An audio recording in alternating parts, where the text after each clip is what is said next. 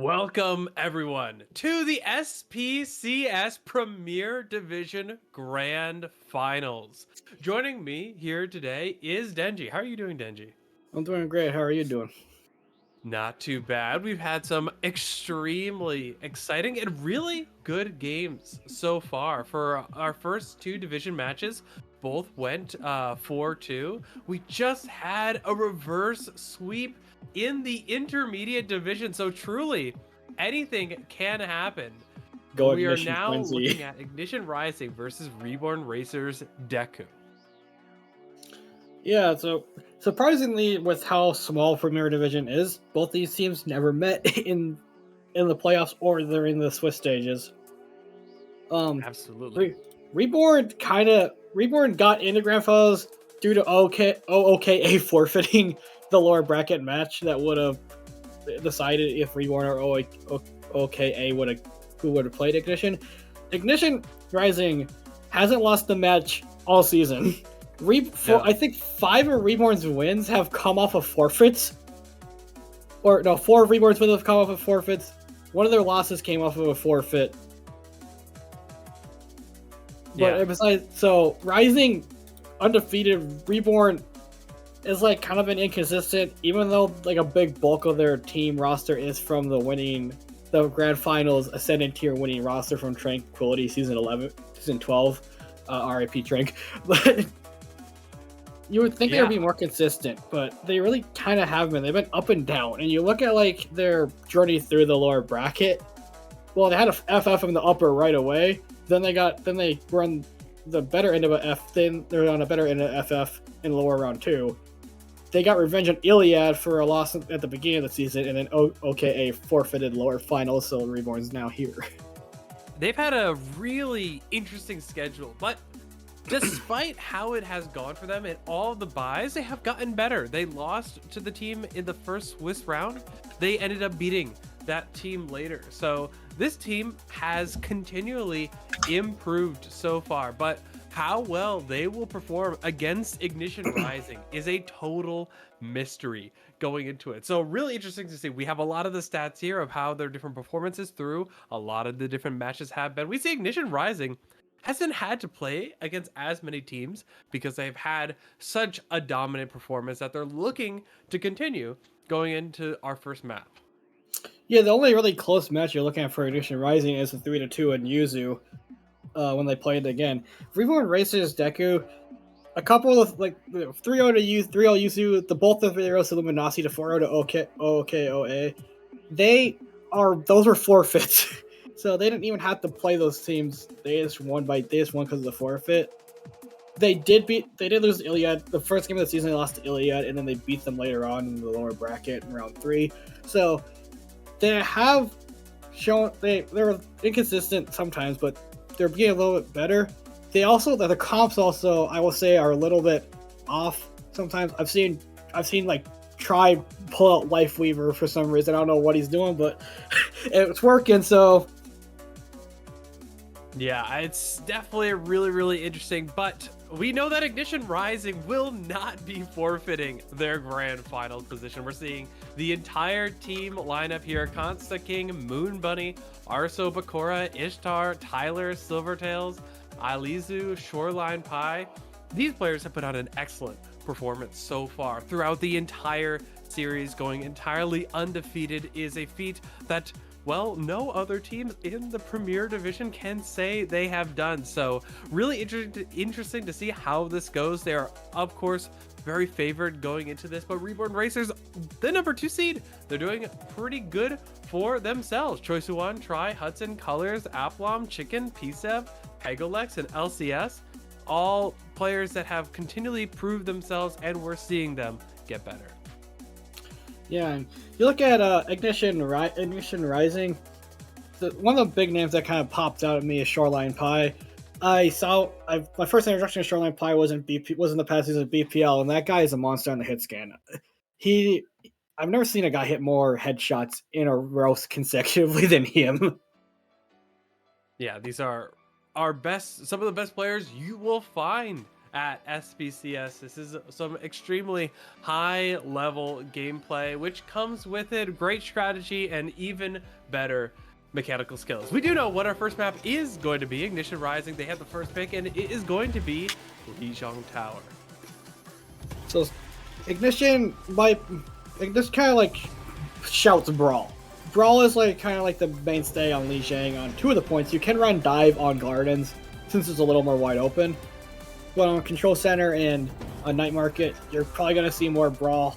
I won't be surprised if Malga is pulled out because for some reason Blizzard buffed Malga. I don't know why. They cannot figure out why that's bad for the game, but hey, they'll figure it out eventually. But hope so. We might see the Malga pull. We might see the Malga comp come out, which it has gained popularity since Collegiate Homecoming, where that kind of like took over. It was Malga Reaper, Echo, or Genji, and then Juno, Brig. So it's a cancer comp, but it's kind of seems like what's meta right now. Yeah, I mean, previously, Orisa has been very, very common, but like you said, these recent buffs have made Malga way more prominent in the current meta, and these teams need to be pulling out all the tricks if they want to win the grand final. So doing something like that, playing into whatever advantage they can get, is very much expected. Yeah, so we're going to be starting on the stage of Gardens. So a lot of potential for environmental kills, obviously, with the giant death pit surrounding the entire point, as well as Max Shrine. Not really big surprise for Reborn Racers showing their true and tried Bastion Sig comp. Choice they want is a really good Sig player. I believe Penglex gained a lot of popularity because of him being like a Bastion player on ladder. So I'm not really surprised to see those two picks come out. Ignition Rising, Silvertall still hasn't selected, and King is on Roadhog, and I know he's for a fact probably trolling. If he comes out on Roadhog, I'll jump out of my window. it would be interesting to see. Still tempting with it, but no. Eventually swapping over to the Maga, which we kind of thought about and talked about earlier. Chicken actually going over to the Pharah. Yeah, so the whole point of this comp is the Pharah is off angling, trying to poke the backside of the Ignition's formation, but you see right there, King just immediately comes in with the charge. So Ignition Rising, they don't want the fight to develop, so they can just end it quickly, because the longer the fight goes, the better it is for Reborn Racers with the amount of poke pressure they have with the Sig, the Pharah, and the Bastion. And you saw King go down immediately. It was a beautiful shield from Choi just to block off the healing resources from King. You see King immediately going to ball now to Rom. It's only been 30 seconds and we're playing Mystery's Heroes with the tank already. Yeah, exactly. But really interesting to see. These are some interesting spots to take it. Not quite off the map. The TP is there, but definitely an interesting fight. Chicken trying to find an opening into this fight, but the rest of Ignition Rising are running straight in. They're going to have to try to buy their time though, as Penglex doesn't eventually find the kill. Shoreline Pipe finishes him off there. Choice trying to find an opening. Does find Dabmaster, but it will not be enough. Try. Ends up getting booped off the map by Moon Bunny, and that's going to be enough. Reborn Racers forced back into the spawn. Yeah, you saw that Choi and Penglex kind of got split up. Penglex and the rest of the squad got kind of split up a little bit, and that's something that, even though Bastion puts out a lot of damage, he is pretty vulnerable because his hitbox is so big. Choi pretty much gets overwhelmed by the Ignition's formation. Since they do a lot more front pressure with the Reaper, Echo, and Ramattra, Reborn have a fair amount of pressure to with the Bastion. And Chicken does have this Barrage Prime ready to go, so I won't be surprised if he just solo ults King. Yeah, the flex is going to create a little bit of an opportunity, but the Bastion transform is done, but it's enough. King ends up getting Chicken out. Chicken going incredibly low. Will eventually get picked out by Ignition Rising support line, and Choice Luan just trying to stay alive. The Death Blossom ends up getting canceled by the Rock, and now he's a huge advantage. They're trying to translate this into a victory. Orbital Strike going to be coming down on the side of Reborn Racers, Deku, and it's just Dabmaster trying to find a pick. Will be able to do so on to try, and does not quite get the pick. Eventually does on to Kinsey Ghost, and that will be enough. It looks like Ignition Rising holding onto the point still. They hold onto the point, but Silvertall has used Winnow at the beginning of the fight, which is they are already almost halfway to another. They're over halfway to another one off the bet. Ignition though, they used pretty much everything they had in that fight. And Chicken picks up Damas really early, and also King Probably would have built that Annihilation a little bit faster, but the Flux actually caused the beat to LOS King, so when he landed, he did not have that overshielding health and was taken out by Penguin's nade. Oh, goodbye. Steve eventually gets the push off the side. Silvertail is going to be saying goodbye, but Shoreline Pie says goodbye to 2C1 as well. Chicken looking for a little bit more, but eventually will get hunted down. The barrage will not be enough, and King decides to join Kitchen at the bottom of this city, and that will be Ignition Rising securing the first point. Yeah, you saw that Reborn. They wanted the fights to kind of like set up a lot more with the poke, like let their poke pressure and eventually overwhelm the resources of Ignition Rising. And Rising, well, they just didn't ever let that happen. They just hit the W key into the formation of Reborn Racers, didn't give them any space or any time for the fights to develop. So, and Sigma is, as much as a poke character is, he struggles a little bit in the close range. Even with the change like to hyperspeed is not doing damage to yourself anymore, he still does a little bit. See, Penguin's going off with the Bastion onto the Ash, and Kid C Ghost, or that's LCS I believe, is on the Ana now. Yeah, really interesting. The Mei also, we get interesting Silent, not opting for the Bastion anymore.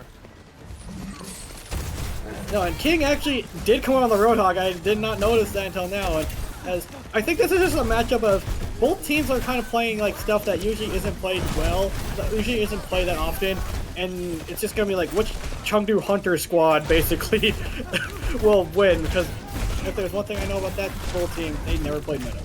Exactly, Dab Master will be enough to throw Try off the side. Moon Buddy ends up finishing that kill, and now looking for a little bit more.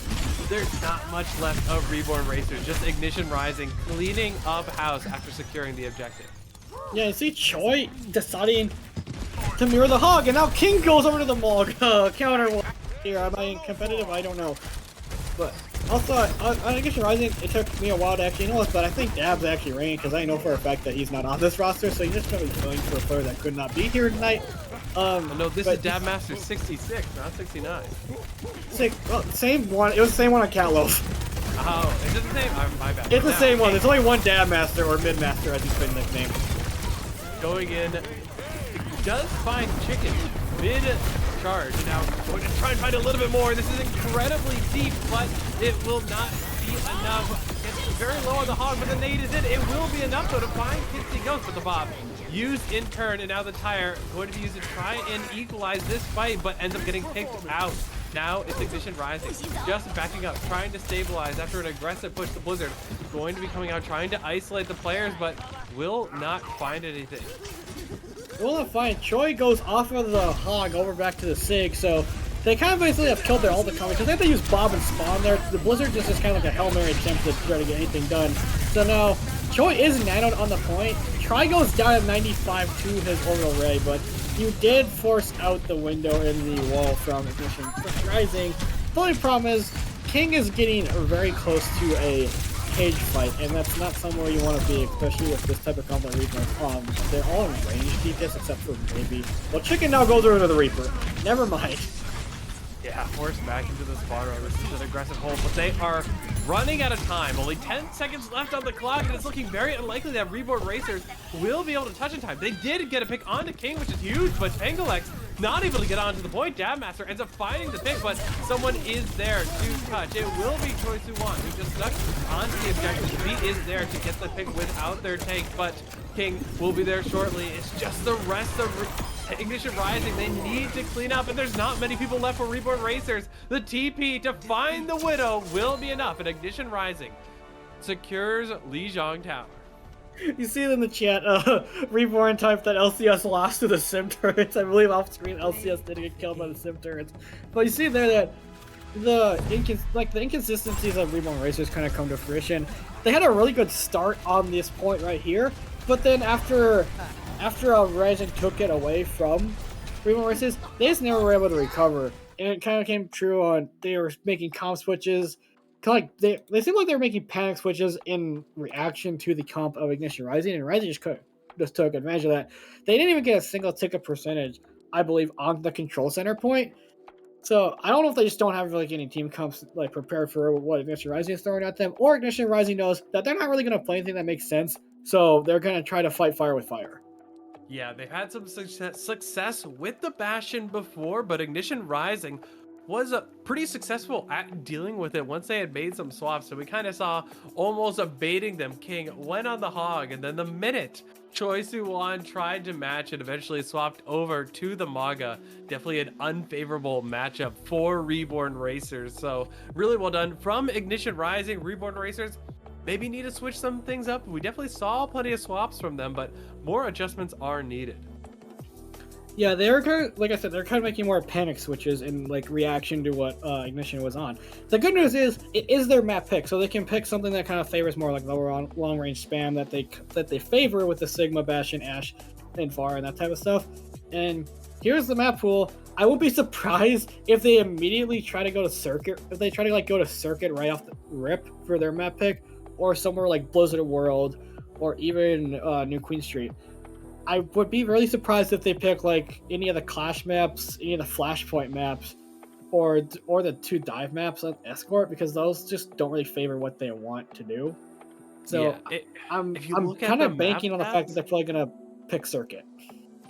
Circuit definitely a possibility. They're even on both these teams, but some of Reborn Racers' best maps are also Ignition Rising's best maps as well.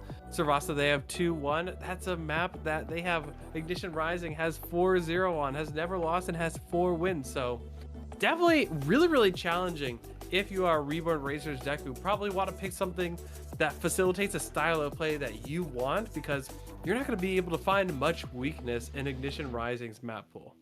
No, and if you're not gonna be able to find weakness, you just kind of have to do what you're tried and true, what your bread and butter is. And you see, Troy is really good on this like Sigma. You got the long range poke heroes. Circuit is like that type of map that favors all of those. So I won't be surprised if they try to go Circuit, just because it's more comfortable for their roster. I wouldn't think they would go like the Hanaoka or any of the Clash or Flashpoint maps, because those do favor more like the Malga Brawl style. And they really don't really like the Vu Brawl. The only Brawl tank I've seen Choi play is Ramatra. So I would be surprised if Deku just goes like the route of long range points like Blizzard World or Circuit. Yeah, you maybe want to go something to slow things down a little bit like Circuit. Definitely a slower pick map. You were correct in your prediction. Reborn Racers Deku.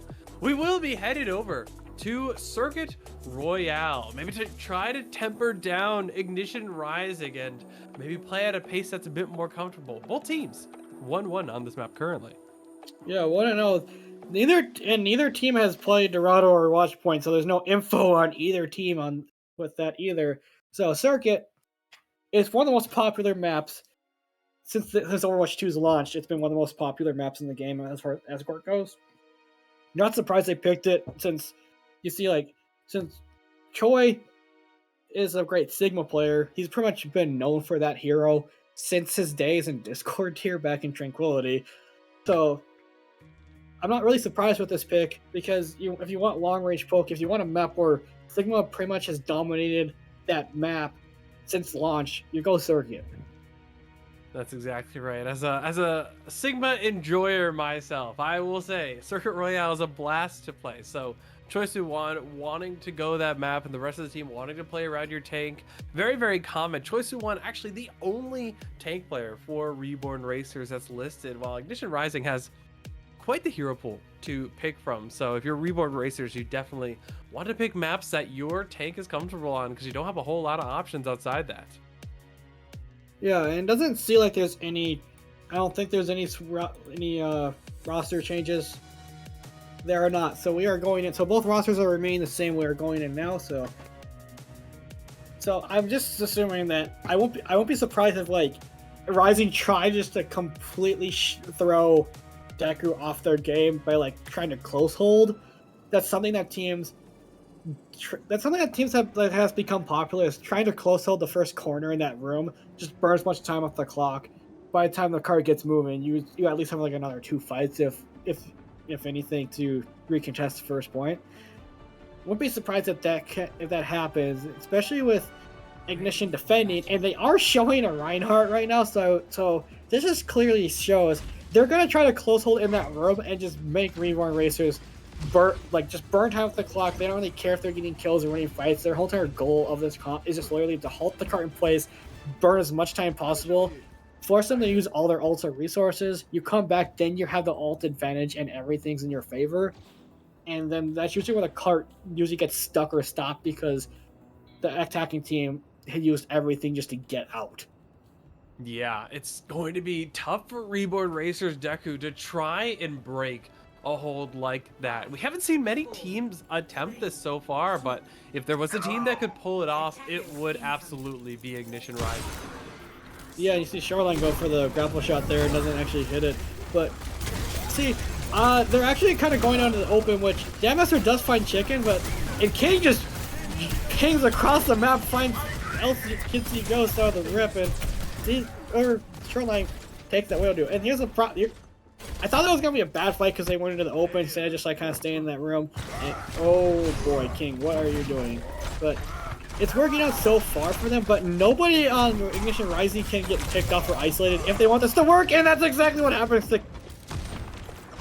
Yeah, it's like a little bit of an ego duel if you're a King, getting a little bit too confident. Maybe Pangalex also a little bit too confident, not respecting Shoreline High, which quickly takes their head off. Dabmaster, though, in the sights of the rest of Reborn Racers and events of getting picked off, Pangalex making the swap over to Bastion in response to this. Yeah, so just to mirror the Bastion, Shoreline Pie does find Schaffler. So Schaffler does come in, I believe, for try here, and you see like what the Coastal does. Like they are able to hold the second next corner. The cart's gonna stop here. The poke might force them back, and that's a really good pick from Pangalex on the move buddy. That takes out a big chunk of the healing. You still have the Bap alive, but Silvertall's is half HP. Takes the shot from, I believe, Chicken, and it goes to half. Yeah, you really gotta respect that. Now King going really deep. King, what are you doing? Doesn't want to respect it, but this is incredibly deep in the Discord. Going to make that incredibly difficult. And Chicken is there for the punish and allowing the rest of Reborn Racers to just walk on Ignition Rising. Maybe a little bit more respect is necessary if you're Ignition Rising. I think if you want to play continue to play the Reinhardt and want to like move around the map more, you might want to go Symmetra because Symmetra can allow that Reinhardt to move around the map a little more freely with the teleporters and also bring the whole star team with. So King doesn't get isolated on his own there because it's happened twice where King's got isolated, his shield goes low, he doesn't have any help because his team's too far away from him. And yes, he does have Shatter. Shatter 11 hits 4! What? That is incredible. It's just King leading up on the fight, especially good because the window was used. So that Shatter being a very efficient victory is what Ignition Rising needed. And now King maybe getting a little sneaky. No. Okay, yeah, I think he's learned his lesson after dying alone twice. But you look at Reborn Racers, they didn't use the Trank, so they have that to defend like against their, like the Orbital Ray or the window. And they also do have well, Chicken, I think Chicken launches Dragon Strike. I don't know where from, but I was gonna say that could have been a good combo to use with the Flux, but I think Choi and Pango are probably gonna combo because they've done that a bazillion times. And yep, here comes the Artillery Strike Flux, and that's gonna immediately take out the backline. Yeah, exactly. Now it's just Choice Who Won cleaning up after all of it. So really, well done. The combo between the Flux and the Bastion, a classic combo, but very well done. That's kind of the downside. When you're not matching the Sigma here, you don't have the Rock, you don't have a stun to stop the Flux, so that's going to be free for Choice Who Won every time, and it doesn't look like Ignition Rising will be able to touch. Oh, they will, just in time, but Pangalex is there for the punish. The Orbital Strike not going to be enough. Just 2 people left from Ignition Rising on the point, making it 1, and unfortunately Silvertall's falls and Reborn Racers caps the second checkpoint. Yeah, in that situation, if you're wanting to touch point, you're wanting to force out ults. Well, Reborn didn't have any ults, so there's like really no point touching, and you had to burn Orbital Ray there. You probably would have wanted to have this, especially with 2 of the areas of this final checkpoint. They're in a straight line. So that would have been a great area to use Orbital Ray, because then it's hard to kite that out. Now Ignition, they only have the window to work with. Schaffler is getting close to matching. Chicken's getting up to that Dragon Strike, so you probably want that Orbital Ray back. I get why they did it, to try to recontest, but that just really wasn't a good use, because they lost a couple people by the time they even... Tabmaster getting really poked out there. Not going to be good. Pangalex ends up finding another pick, and this is not looking good for Ignition Rising. Reborn Racers, they're just kind of walking on them, taking angles slowly, and that has been enough. What looked like a very strong performance is now looking dangerous for Ignition Rising. Yeah, like we said, Ignition, some of the best Ignition Rising's best maps were Reborn Racers' best maps too. But like I said, it goes to comfort. You're putting Reborn Racers on all of their comfort heroes for the most part on a map that favors it well. Choi does with the flux there, but King is in a world of hurt up against the window, and Sotos finds two, trying to will her team back into this, but here comes the Dragon Strike through the point, and I think this probably is over as Chicken finds Silvertalls, and Grandmaster just clinging to life on the point. Yeah, but it looks like it might be enough. It's just one person left. It's a choice of one trying to hold it down. The ult, though, used to clear them off, but it's not going to be enough. They're too low, and just barely. Ignition Rising keep the point from capping. Yeah, that was really on the back of Silvertalls finding those 2 kills was massive because she took out the big damage sources of Reborn Racers' Deku, so they didn't really have that much to finish kills. And yes, they are like on a weird comp now that Dabmaster's on the Tracer. But you look at King and Moon Bunny, even though Moon Bunny did waste that orbital ray, they're getting close to another one, and King does have that Annihilation. So it's gonna be up to LCS to choose what to use the Transcendence against, because you can't choose both. And Dabmaster trailing behind. They see this rotation happening, and they need to respect getting their head taken off, but yeah, gotta be really, really careful. Some of the people on Reborn Racers now touching, forcing them to be on this objective, but Dabmaster has the pulse, looking to take advantage of it, trying to find the Zen, knows they're kind of isolated, but needs to make a play soon, and does so. The pulse ends up fighting Pangolin and forces the trance. Keys his ghost out in a bit of a strange position. Almost does get picked out by Dabmaster. That's going to be it for Reborn Racers, getting cleaned up by the rest of Ignition Rising, who are just slowly keeping the point where it was. Yeah, you see, they forced the Transcendence out, so now you didn't even use your 2 most powerful ultimates, the Orbital Ray and the Annihilation here. And yes, and Silvertalls is nearing another window. Because Deku, they have Dragon Strike, they have Flux, which is a deadly combo if it lands. Choi whiffed the last Flux, so he's gonna have to hit a big one in combination with Chicken here. Hopefully, but Moon Bunny, they have that orbital ray. They can just rush out of this room and overwhelm Moon Bunny before anything happens at Shoreline. Already picked Pangolin. That's exactly what they're going to do. Moon Bunny on the high ground now, trying to support the rest of the team, but the Flex is going to be used to try and deal with all this aggression, but the immortality is there, and Choi Suwon quickly falls to the Annihilation, and the rest of Reborn Racers voice to back up. They're not going to be able to get Pangolin here, but are taunting them from their spawn room. Yeah, and now with Reborn Racers, they've kind of made hero swaps. They don't really have their ult economies now in favor. And Rising has both supports here. Orbital right out. Chicken throws a desperation Dragon Strike through. Nicholas does find Moon Bunny. Kitsy goes does find King, so it is looking a little bit better for Reborn Racers. Ignition Rising may have stepped a little too far.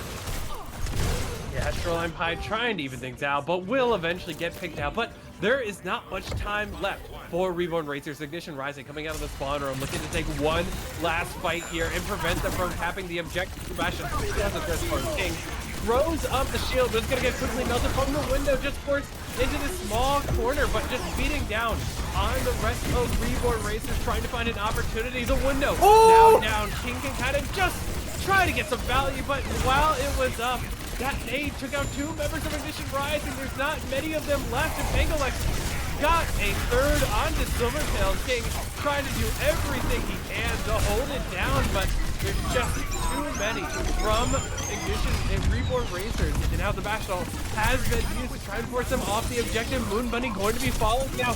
Looking for one more, just Shoreline Pie stalling Dabmaster. They're just stalled too. Chicken needs to clear things up and will do so. And they just cap the point in overtime. Yeah, I get why I guess in Rising, they rushed the spawn room thinking, if we win the fight here, it ends the map. Which, if they did win the fight there, it would end the map, but the picks didn't go their way. The orbital ray also didn't go the direction that they probably wanted it to go, as Reborn just kind of went to the side of it, so then Rising were forced to step out of it to actually fight them, and Reborn ends up taking those picks off, because they're closer to their spawn room as well, so So I think the supports were trying to stay in the spa room healing. But but the real hero of that final fight, Penglix, lands an amped Bastion Grenade onto both DPS, and King is just left on the point to anchor. The supports have to LOS because of the window being up on the point. So Penglix, the hero of that fight, allows Reborn Racers to get the full cap there, but if you're Rising, you're not necessarily mad because they had 4 minutes going into that point, and you burned it down to 0. Exactly. Yeah. Really interesting. And now I think Ignition Rising in a better position. They've definitely looked very, very strong when they can set the tempo, and on the attack, they can do that way better. Like you had mentioned, that nade, not only did he get 2, it was at the very last minute of the window. So very well timed and was crucial for them to win that fight. Yeah, you see, King showing the Reinhardt again. Now, Reinhardt attack is not, I mean, it's you can make it work, and yeah, you see Shoreline on the Symmetra, so that's like one of the needs for Ryan on this type of map if you're going to attack with the Ryan is a Symmetra, but you see them going back into the spawn area as the Stab Master does a little trolling walls his own team out of their spawn room. So here come the changes out. Shoreline over to the Widow, Dab Master to the Fire, King over to the Ramatra, but Chicken away takes on Silvertall, so that's gonna delay things a little bit. Yeah, Silvertall did see Chicken too, but was kind of out of position at that point. But now they know where Chicken is, but Chicken ends up making the escape. No, not quite. Shoreline Pie is there to punish. Yeah, now Pengulex of all people is over here and does take on Dam Master, but the shield, it can only do so much to help Pengulex. Shoreline Pie claims that elimination as well. Now Reborn Racers, they have to back up. Both their DPS are down out of the fight, and they can't afford to lose anybody else at this point. If they, especially when you're defending on this map, if you could get a chokehold like on the second corner or third corner, it's very hard for the attacking team to cap it. They pretty much have to get a team kill because of how this first point is structured. Yeah, but not out of their own possibility. The Bastion Transform has been used, and King just needs to hold it down and does so. Everyone was assisting on that kill onto Pengulex, and now it's just up to King to walk on the rest of their team. Chicken following shortly after, and it is a slaughter. Dab Master flying even to the back line, trying to get that pick onto Schaffler, but it will be King doing so, and Choi Soo-won just barely escaping by King's mercy. Yeah, I saw Pengulex is kind of having a tougher time with Ignition Rising knowing what they're doing. Choi's gonna try to protect the president, which is Pengulex. But you see Moon Bunny lands a massive sleep dart there onto Pengulex, shutting down the sentry form. Now Dammaster, he has this Rift to play come around. He has the barrage too, as well as Shoreline just whips around the corner and rips Chicken's head straight off. Yeah, but this transform kind of melting, but the nano is there, and now was able to fully sustain through the Bastion, just walking with the Annihilation, standing there intimidatingly.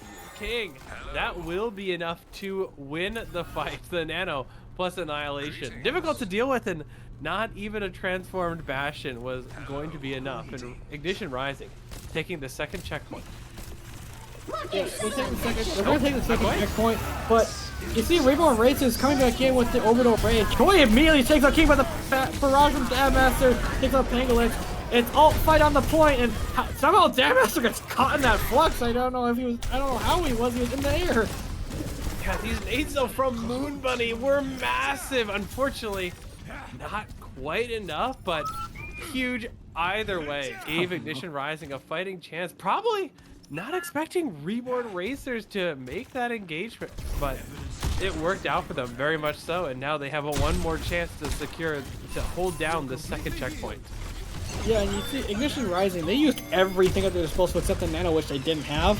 But so did Reborn Racers, and Pengulex takes out Dam Master. That might be a little bit of targeting, but you know, takes out one of the DPS, and now the rest of Ignition Rising is kind of stuck in a really bad place. You see Silvertall's clinging to life there, hiding behind that little bit of cover, still critical HP. But Reborn, they have like the power position. This position is super hard to break if you're the attackers because the defending team can just constantly shoot at you. And there you go, Chicken picks up Shoreline. Yeah, I'm looking for a little bit more, but the Discord going to discourage them from doing so. Choi Soo-won getting incredibly low, and now the Immortality Field being used. The window in response to force back Ignition Rising forces, and after some more crucial picks from Pangolex, this is looking way better for Reborn Racers. And they're gonna now flank King. Large stagger onto the rest of Ignition Rising. Yeah, now especially if you're Ignition Rising, that was your nano on. You only have the sites to work with. Yes, King is nearing that annihilation, but for Reborn, they're also a flux. I wouldn't be surprised if LCS builds this orbital array pretty fast too. And honestly, if you're a King, what are you gonna do with that annihilation besides just block and try to keep it onto people? Because you can't really punch with the amount of damage Reborn has on their side. And Reborn, they're nearing that deadly combo of the graphitic flux and the artillery strike. Yeah, we're seeing some angles starting to get taken, and the site's going to force them to push back, play a little less aggressive, but King getting really low. Maybe an opportunity, but now has the annihilation. But right as he gets to the flux, going to be sent into the backline. It will be enough to find Dab Master. Choice one now needs to find just a little bit more value. The Rock going to be able to connect on King, and now the Bastion Transform is there, but not only the annihilation, the trance is going to allow him to send deep into Reborn Racers in the annihilation. Finding one, finding two, looking to make that three. King does find the pick onto Choisu Wan, and now Chicken will fall shortly after Ignition Rising takes the second checkpoint.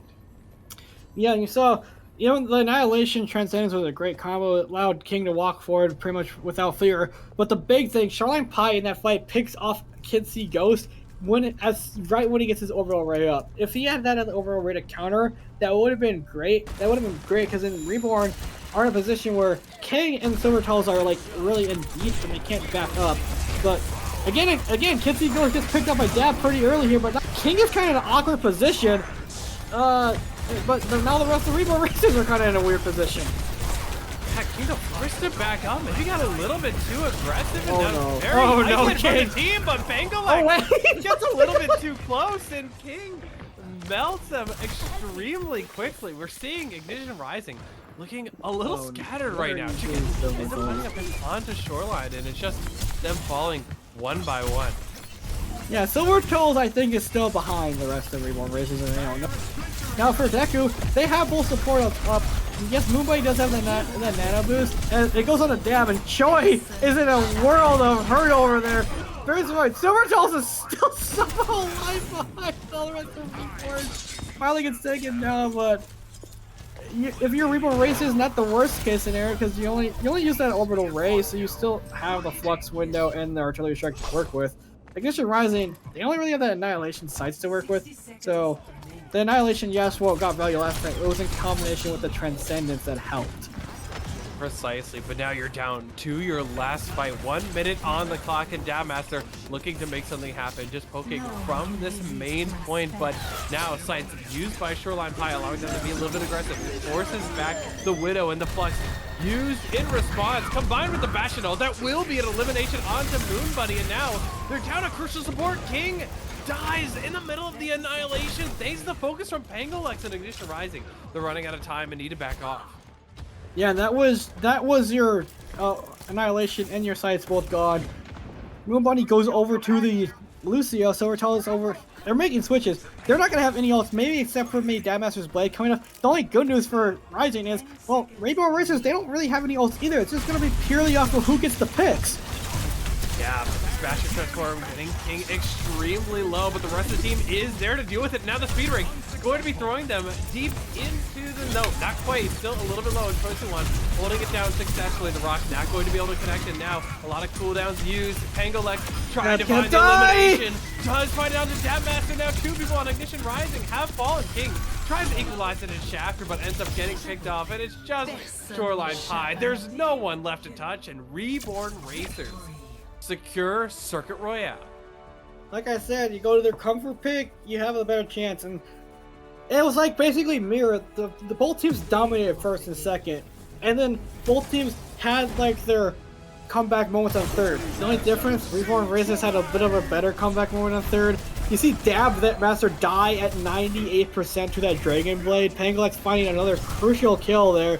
If Dab gets that blade up, Reborn doesn't have anything to answer that Dragon Blade whatsoever. So then that's probably a fight win, and you're going into OT rounds in that map. Fighting that pickoff onto the Genji, that pretty much sealed it, because not the rest of Rising didn't have any ults to work with.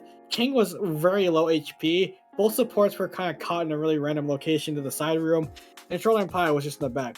But the rest of the Reborn racers were staying healthy. They had the cooldowns to work with. They had all the resources in the world to work with. So now we go back to Rising's pick. Now Rising, I won't be surprised if they select any of the maps besides Blizzard World because they favor like more. Yeah, we'll see what they end up going here. I mean, they have a lot of options available to them. They have a very wide map pool. This was definitely Reborn Racers Deku kind of ace in the hole, and they've used it, right? This is what they could rely on. They were very confident that they could secure victory, and they did so. Maybe not super convincingly, but it was a solid victory. That's not really in question. So really well done from Reborn Racers Deku. The question is, will they be able to recreate that on maps where Sigma's not as popular? Yeah, you look at all the other maps in the pool, like Numbani, Dorado, like those are dive central. Hanaoka, Throne of Anubis, Colosseo, Ruinasapi, both of the Flashpoint maps, Brawl Central. Reborn on Lijiang, which is a Brawl centric map, did not look comfortable whatsoever. So Ignition, knowing that they kind of like just shoved their comp down Reborn's throat on Lijiang, I won't be surprised if they are like, okay, their ace in the hole's gone. They may have like another one that they can use. Let's just take them to the map that they're uncomfortable on, force them to pick that second ace in the hole. Then they don't have anything left for the rest of the series. Well, we do finally know what their map pick is going to be. Ignition Rising is going to be taking Reborn Racers to New Junk City, a map that definitely fits their style of play. Very fast tempo, which is very different from Circuit Royale. Very different than Circuit Royale. I'm not surprised that they didn't go to Cervasa. As you see, Ignition Rising's 4-0 record on Cervasa. So Reborn Racers Deku is 2-1. New Junk City, both teams are 1-0 on. I know. Could be expecting. Maybe they're thinking that Reborn Racers Deku has scrimmed Cervasa a lot in preparation, and maybe doing something. It could be because Cervasa does have a little more potential for mid-range. New Junk City is known for close quarters brawl. Cervasa is a little more wide open, so you can like kind of get away with the Sigma there because it's a little more mid to short range. New Junk City, most of the points are like you're up in the face of your teammates, of the enemy team. It's an all-out slaughter brawl. That's probably why they picked it. I could see why they picked it, because they know in Cervasa there's the potential that Reborn Racers pulls a Sig card again on that map, because they can do it on that map. New Junk City, you can't really do it. If you can force Choi Soo-won off the Sigma, then you're setting yourself up for success. If you are Ignition Rising, because we've seen a pretty wide map pool from King. It didn't seem like Sigma was their strongest. In fact, they chose to not go that multiple times, and instead opting for the Rumatra, very more brawly style, and this is going to facilitate that. The question is, are we going to see the Rumatra here, or are they going to go Maga or maybe even Orisa? Won't be surprised if... Well, that's a different question, because now Bakura has come in for King, so King's no longer in on tank. So Reborn Racers actually showing a Ramatra comp, which the Ramatra still can enable the Bastion pretty well. It has a shield, has that NEM form, has a big bulky body, has that slow. Pretty good shielding the Bastion from damage. Ignition Rise. So Reborn Racers, again, they're kind of looking on more develop the comp, look for the moment to use all their cooldowns, the wall, the turn form. Ignition Rising, on the other hand, they're on a burst comp with the Venture, Reaper, Rom. They want to hit the speed ring, just run at Reborn before they even have a chance to do anything. Exactly, very explosive. The Bastion takes a while to beat someone down, not too long, but long enough where you can get burst down a little bit faster by Ignition Rising shot. But Choi Soo-won going in already. They got him a little bit low, but not able to find an opportunity off of that. Just looking for a little bit more. Ignition Rising just pressuring before one. getting a little bit low, but everyone is there to deal with it. Dabmaster ends up retreating, and that's the call. Reborn Racers need Choice Who Won going deep into the backline, and Kid C goes and ends up finding the pick onto Silvertall's Pangolek. Not able to get anything quite yet. It's Dabmaster going deep into their backline, but eventually the picks are found, and Reborn Racers gets 3 members of Ignition Rising, chasing down and making that a 4. Yeah, you see, I think Rising had a good idea. They wanted to like use grenade speed rings as like the go button, but Bakura just took way too much damage on the approach, and now Bakura going over to the Drunken Queen. So Drunken Queen does have a little bit more speed potential because of the shout, but you see Bakura already dropping to half again. As the entirety of Reborn Racers comp is like spam, so it's spam heavy. Choi does have the ability to brawl, so is Chicken. So it's like a kind of combination of both, and Shoreline gets taken down immediately by Choi. Choi just is holding the door right now, and for the first time in the series, right now, Ignition doesn't really have an answer for what Reborn is doing. It looks like Reborn kind of has like maybe found the comp that they know we can run this brawl comp. They'll keep Pangolins on that bastion, and we're fine. Yeah, that's exactly right. It's different because they haven't been doing anything different, but Ignition Rising doesn't have the answer. They're taking so much poke, and Chicken ends up getting the pick onto Moon Bunny this early, and Reborn Racers making this a sweep. Dabmaster gets the pick onto Pangolex, but it doesn't really matter in the end. It's just Bakura on the point and will be chased down by the rest of Reborn Racers. Yeah, that point was so decisive in the Reborn Racers that no ults were used by either team, mostly because Rising couldn't build any. Yes, they do have the Nano Blade, they do have Orbital Ray, but Reborn, 5 ultimates on the board. If they blow all 5 and don't win the fight, I'm jumping out the window of my house. Yeah, it's really interesting, and I mean, they don't want it, right? You want to save as much as you can, but you'll use whatever you can in order to win this point. Oh, but no, none are going to be needed to take out Bakura incredibly early. I think this already, Kid C goes going in, playing very aggressive, trying to make that a little bit more. But the nade going to force Kid C goes down, but no one is there to capitalize on it. It's going to force the Blizzard, and that will be enough to get Silvertall's Dabmaster forced to retreat, getting incredibly low, and despite the nano on him, it's not enough, and Reborn Racers Deku take the point.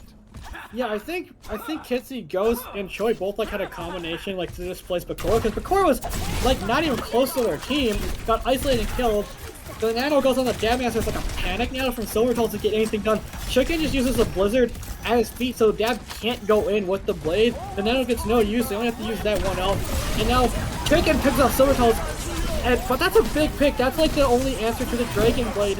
And then also the Rampage is started really bad for. It starts really bad for Reborn Racers, but still going in their favor. Yeah, exactly. But Dabmaster ends up finding 2 and now Pop the Blade looking to just needs to pick off this Bastion. Oh!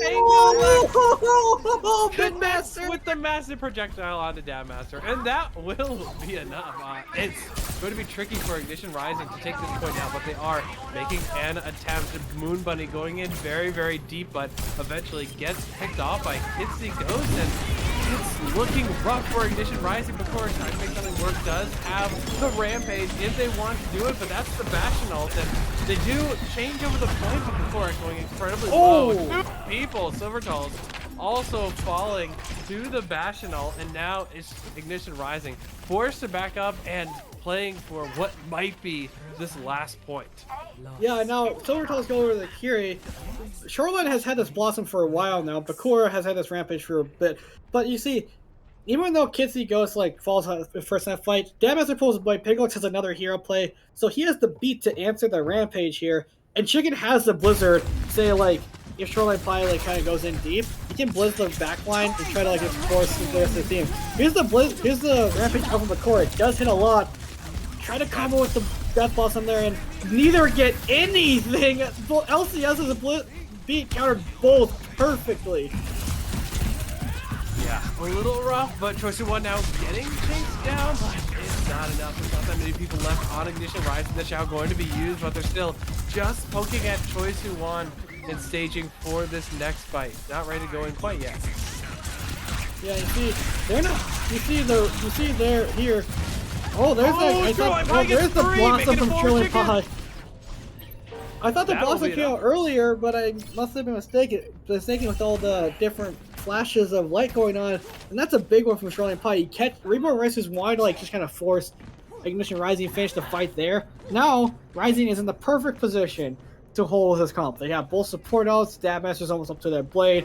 Yes, Deku does have a window, almost artillery and annihilation, but their comp really doesn't like fast fights. They want the fight to develop, and Ignition knows that. They're just hitting the go button with the Russian.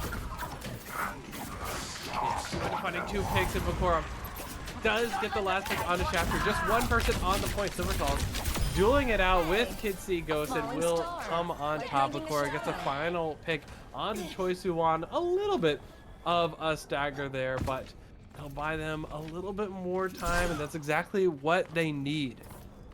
Yeah, they only had to use the rush there. So now you have the blade, you have the rampage coming up, and you also have sound barrier. Deku does have 3 ults of their own, and they're building fast to the other 2 that they need. They need to get this beat up in response to Dab Master's Dragon Blade. Unless Panglex is another hero play and shuts it down. Dab Master is set up. There's a lot of people there. They're getting incredibly low, and now the beat has been used. It will be going in. The rest of Ignition Rising following in. The rampage going to make it even easier, and there's one person left. Kitsy goes on the objective, but their attempts are futile. Ignition Rising get their first point in this map.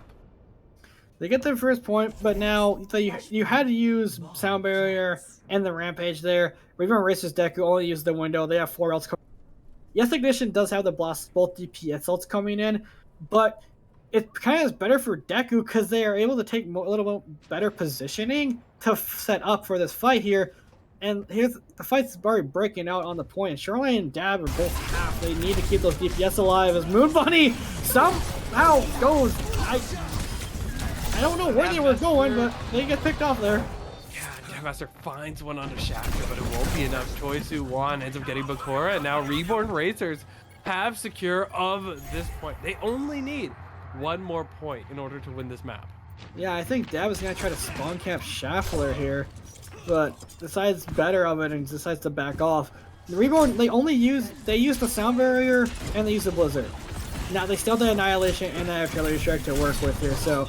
And Dab gets caught out. Oh, the dash hit the wall! The Shoreline Pie, though, going in very, very deep. The Immortality Field to use, and it will be enough. Panglex finished off Shoreline Pie just in the nick of time, and now Bakura ends up falling to the annihilation, and now Choi Su-won just chasing down the rest of Ignition Rising. The point now at 50%. These staggers are huge. Silvertals ends up falling here, and now Choi Su-won looking for a little bit more, but it's just Reborn Racers Deku in their spawn, forcing them all the way back. Only 30 percentage points left. There's not much time.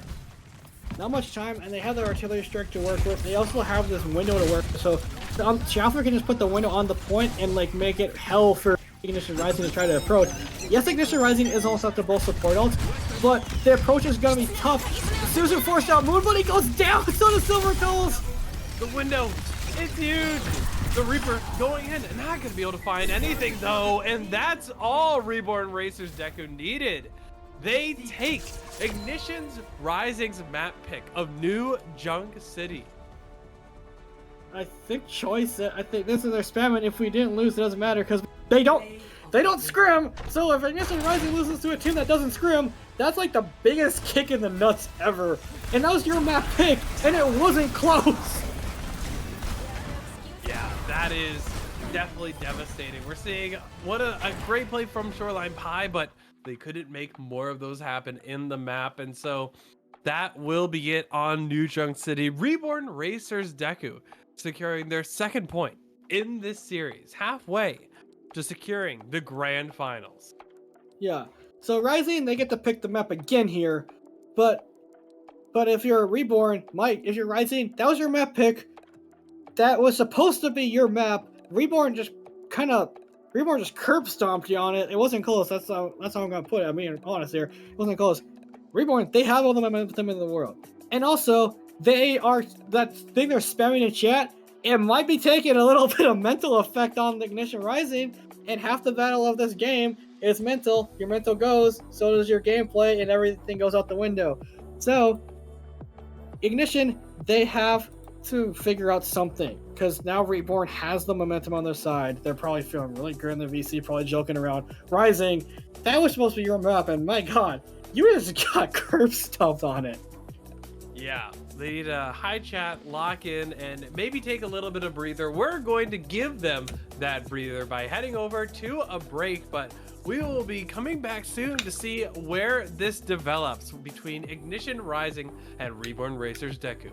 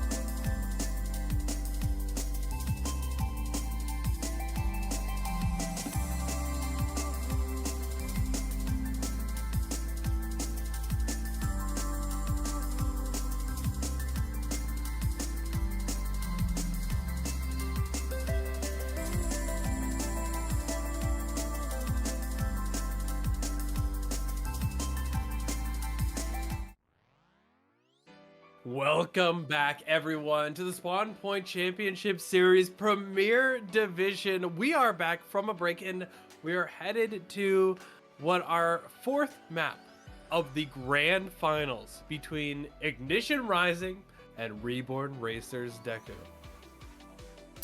Yeah, so during the break, we got word that Ignition Rising, for their push selection, they decided to go to Runasapi.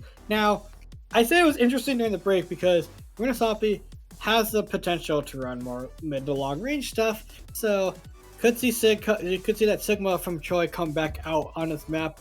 I'm guessing that Rising might have a plan to deal with it, but they probably had a plan going in to deal with that comp on New Junk City, and everything just went out the window because that map really wasn't close. So Ignition Rising, you had the break to figure out what you want to do, make any substitutions if necessary, reset your mental, and try to like grab the momentum back. Because right now, Reborn Racers Deku has all the momentum in the world right now. They were spamming a thing that like I think it's went on long lines of, if we lose, it doesn't matter because they didn't scrim. So if the enemy team loses, it's more embarrassing for them. Which I agree with that. If you lose to a team that didn't scrim, that's pretty embarrassing. Yeah, and if we look at the map stats, though, we can kind of see why Ignition Rising ended up picking this map. A big part of it, they have 2 wins on this map, while Reborn Racers Deku have a loss. So this is kind of maybe their pick to wrap things up and get back and secure victory. Yeah, and also you don't have any info on them on Coliseum or New Queen Street because neither team has played those maps either. Kind of similar to Dorado and Watch Punch Gibraltar for Escort. So you go to your comfort map here, and Runasapi kind of opens the door to brawl, to dive, to poke. It's like a combination. It's like a really good.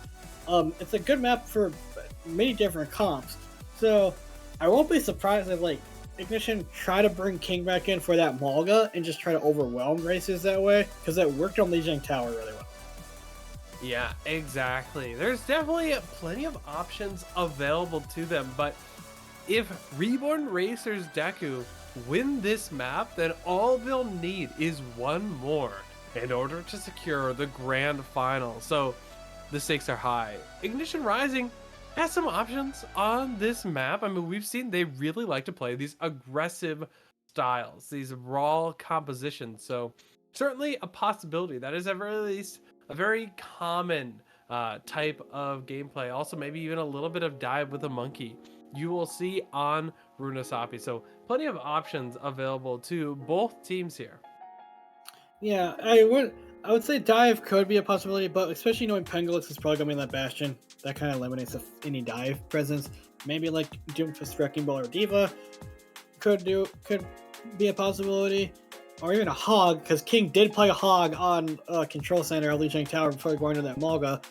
But this map, it's kind of like I'm thinking Resin has to have like a plan for this map, or they wouldn't have picked it. And Reborn Races, it kind of opens the door for their poke comp to come back out. So if you're a Rising, you can't let them have any space whatsoever because they'll sit there, shoot at you, wait until you're out of resources, then go for the kill.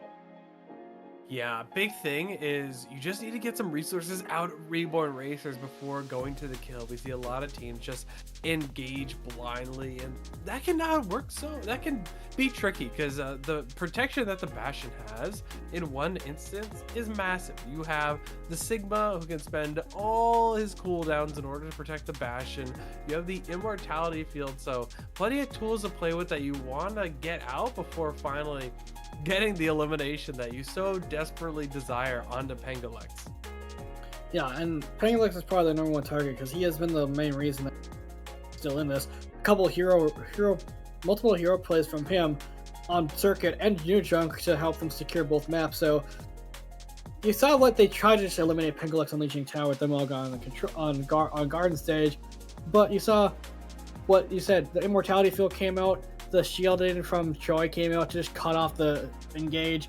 And if you're Ignition Frenzy, you kind of have to be like, okay, maybe we disguise that we're going in. Maybe we just kind of poke at them, make them confused. Or you split your team up on because where the bot is, it's pretty wide open. You can split your team up a little bit and like go an off angle force them to use resources that way, and then pincer maneuver for the kill. Especially if you get a team stuck on the coast side by the mega pack. If they get stuck there, that's usually a death sentence because you don't really have anywhere to go but small rooms, and a small room versus any of the comps that Rising have pulled out is a death sentence. Yeah, absolutely. I mean, definitely that checkpoint can be really difficult. The defense has such strong high grounds that I think Reborn Racers Deku can take advantage of, but especially at this first checkpoint where you first get control of the robot, Ignition Rising is kind of their favorite area. They want to be able to brawl and just get on their opponents, potentially have an off angle, very common style of brawl that you see now in Overwatch 2. So plenty of opportunities here for Ignition Rising to go something they're comfortable with, but Reborn Racers Deku not necessarily going to have to be forced onto anything they're uncomfortable with either. Yeah, you see King coming back in for Pecora. So that's the only change pretty much. Everything else stays the same. Waiting to see what both teams are coming out on. Reborn Racers probably either a variation of what they ran in New Junk City or Circuit Royale. And they're going to go with what they did on New Junk City, it looks like, with that Bastion Ramantra set. Meanwhile, Ignition Rising going with Mulga's Juno Ana. So, and Genji is Sojourn too. So the Genji Sojourn actually complements the Mulga well. Since Mulga can slam in, create all that chaos. Both DPS can benefit off of the lifesteal, and Sojourn's orb does a lot of damage too in small spaces. So Rising are probably going to try to poke out as much resources as they can from Reborn Racers before engaging, because that's probably what you have to do. Unless Moonbunny lands a really good nade that just forces Reborn to like burn their immortality field and all their other resources. Yeah, so person one to start their engagement already, but Chicken gets a pick onto Dabmaster. That's a very early pick, but it's not going to stop Ignition Rising from going in, trying to find the equalizer, but the damage is not there. Pangolef only being threatened by King, and that will be enough. Reborn Racers very quickly secure control of the objective. Yeah, you kind of see the power of the Lucio here. Yes, Juno does have the speed ring, but it's only temporary. You only use it once. Lucio can just be on speed aura. You can have that going all the time.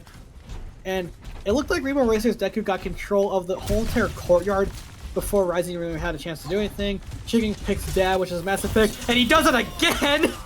Poor Dab Master is just getting stuck in a corner by Chicken, and Reborn Racers, a lot of momentum going here. Now they're fighting a 5v4 here, and you're Rising, you have to find something, and that's a good start. King picks up Pangolic and gets Schaffler as well. Yeah, King going in, and then the Juno Rockets in there to support their team, and Kidsy goes trying to get out, but will not be able to escape King. Chicken, though, gets a pick onto Shoreline's High, has just been massacring Ignition Rising this entire time, but is prevented from getting one more pick onto Dabmaster. Yeah, now, with how often Dab and Shoreline have kind of been, like, not in the fight, they're not really close to any ultimate. Look at Reborn Races, though. Chicken was already up to that Blizzard, which is a really good response to the cage fight from King. Because as soon as King drops that down, you can just throw a Blizzard on him, and then you have to make the choice. Do I stay in my cage and hope my supports can keep me alive, or do I cancel my cage and try to get out? Yeah, now King going in. The speed ring is there, and Schaffler getting incredibly low, but inside the cage, the Blizzard will be used. King getting incredibly low, will eventually fall inside the cage, and now Chicken let loose. The nade is there, but it's quickly cleansed, and the rest of Reborn Racers follow up. It just was not able to get enough value, and Chicken had the Blizzard to counter it. Yeah, that's the perfect use of the Blizzard there, and you only use that if you have 4 ults coming up. Ignition Rising, they have both support outs, and they're close to the Overclock. Dabmaster has kind of been non-existent on the Genji so far. And yeah, Reborn Racers, you're kind of flipping the script. You're kind of setting the tempo and causing Rising to try to do anything in their power to react. Somber out from Kitsy Ghost, and oh, that's a big artillery strike finds 2. Trojan 1 now brawling on the objective, is able to find King, and that's going to be enough. They eventually clean up the rest of Ignition Rising, forcing them back, and Ignition Rising has really struggled so far to get any foothold in this match. Yeah, now's your orbital ray out. Now's your orbital ray. Now Dabmaster is caught behind enemy lines and will get taken out by Schaffler. Now, if you're Ignition Rising, you do have the Nano Boost on the point, and he does take out Penguin, which is a good start here. But you're Ignition Rising, you need to finish this fight cleanly. You cannot afford kills. You cannot afford for the fight to go long. Especially, you want to getting a fight little bit quickly. isolated. It's going to be going in here, and now has the heartbeat, but there's no one there. The shield is preventing the lifesteal, but just barely gets out. Not quite. Chicken eventually gets picked by the overclock. He is going to be able to find Kinsey Ghost. Now Shoreline Pie is applying the pressure. The immortality field used, and Choi Soo-won getting incredibly low. The blade is there to finish it off. Going in to find a little bit more, but no one is there. Jabmaster continuing to poke. All of Reborn Racers are very, very low, but the follow-up is not there. But the blade surge found the people on the point and weren't expecting that re-engagement, and now it's just Engelec forcing the rest of Ignition Rising to leave, and King not able to escape with his life. Dabmaster not so lucky either. And now Ignition Rising, that was a huge loss for them. Yeah, especially since they used their blade, their overclock, their nano boost. Yes, Moon Bunny is fast as well as nano boost. Right, but Reborn Racers, they almost have 3 ultimates up again. Dabmaster just electing to go off of the Genji into the May of his own. And as King comes in from behind, I don't think Reborn Racers were expecting that. Penguin immediately gets picked off.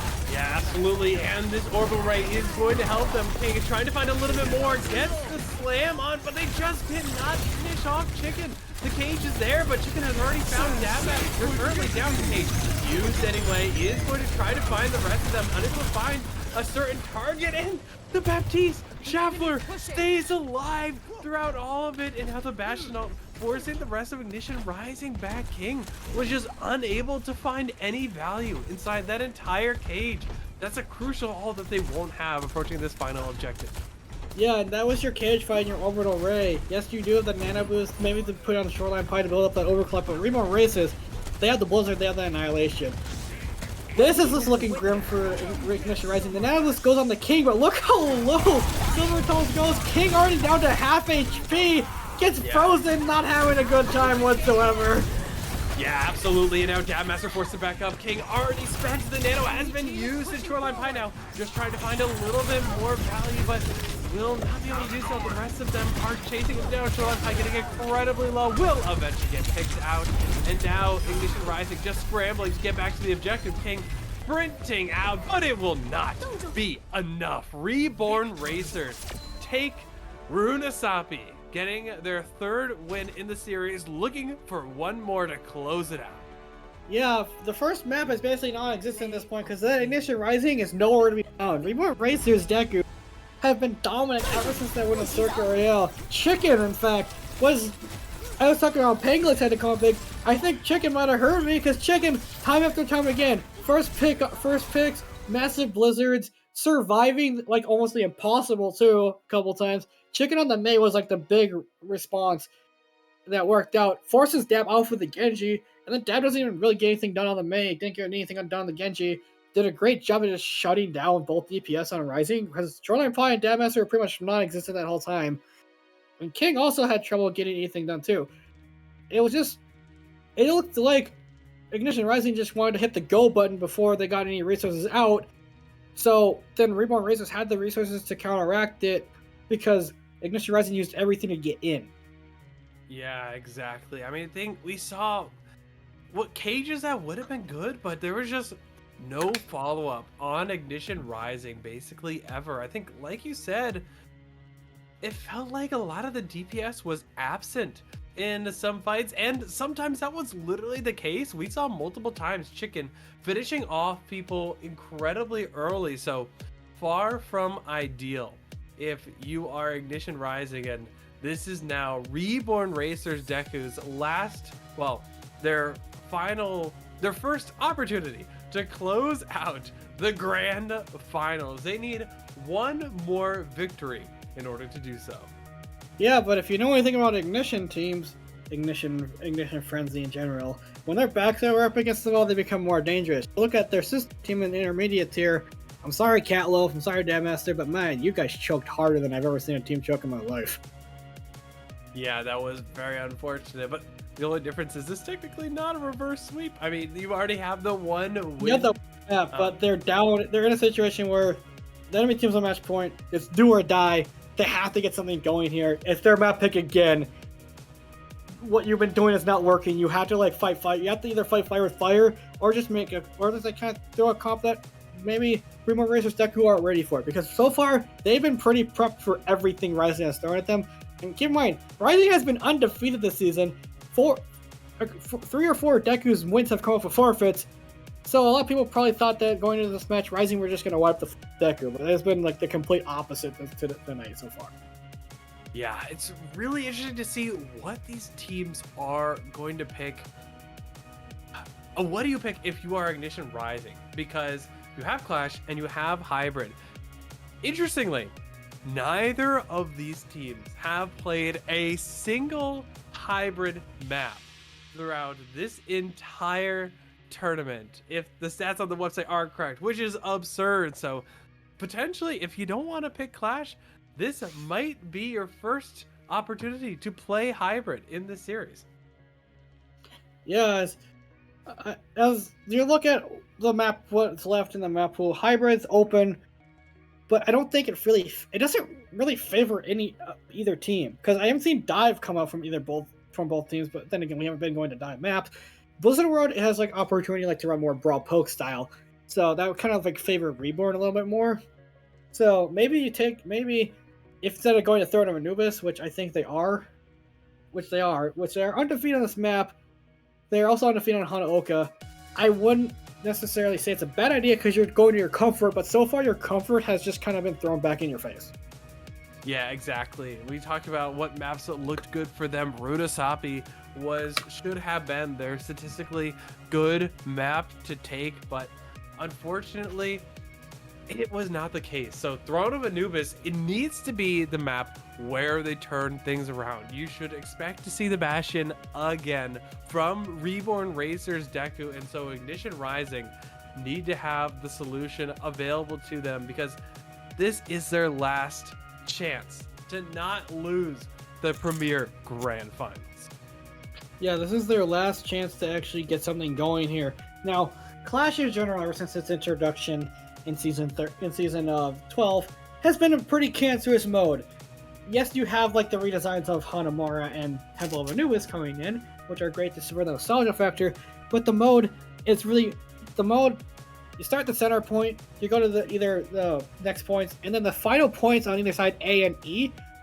Attacking teams usually never actually go for that because the defending team has spawn advantage. They just let them cap that, then they can defend the next point going backwards. And even though multiple patches have tried to combat that by encouraging the attacking team to try to go to that third point, it's still been like a pretty used strategy just to get the first 2 points, let the defending team get either A or E, go back to DB, and then just play for that. Or in the case where it just goes back and forth, you can see the rotate between CD or CB. If King wants to run the Maga here, this is definitely a pretty good map for Maga, so Ignition Rising could absolutely take full advantage of it. Reborn Racers Deku doing what has worked for them throughout this entire tournament. Their classic Bastion comp, not with the Sigma this time, but with the Ramatra.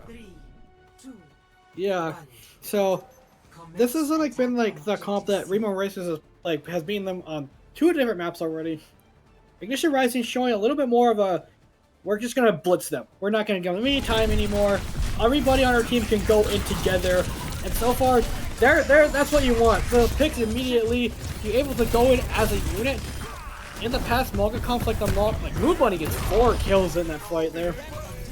In the past Mulga comps that Ignition Rising has pulled out, the whole entire team can't go in together.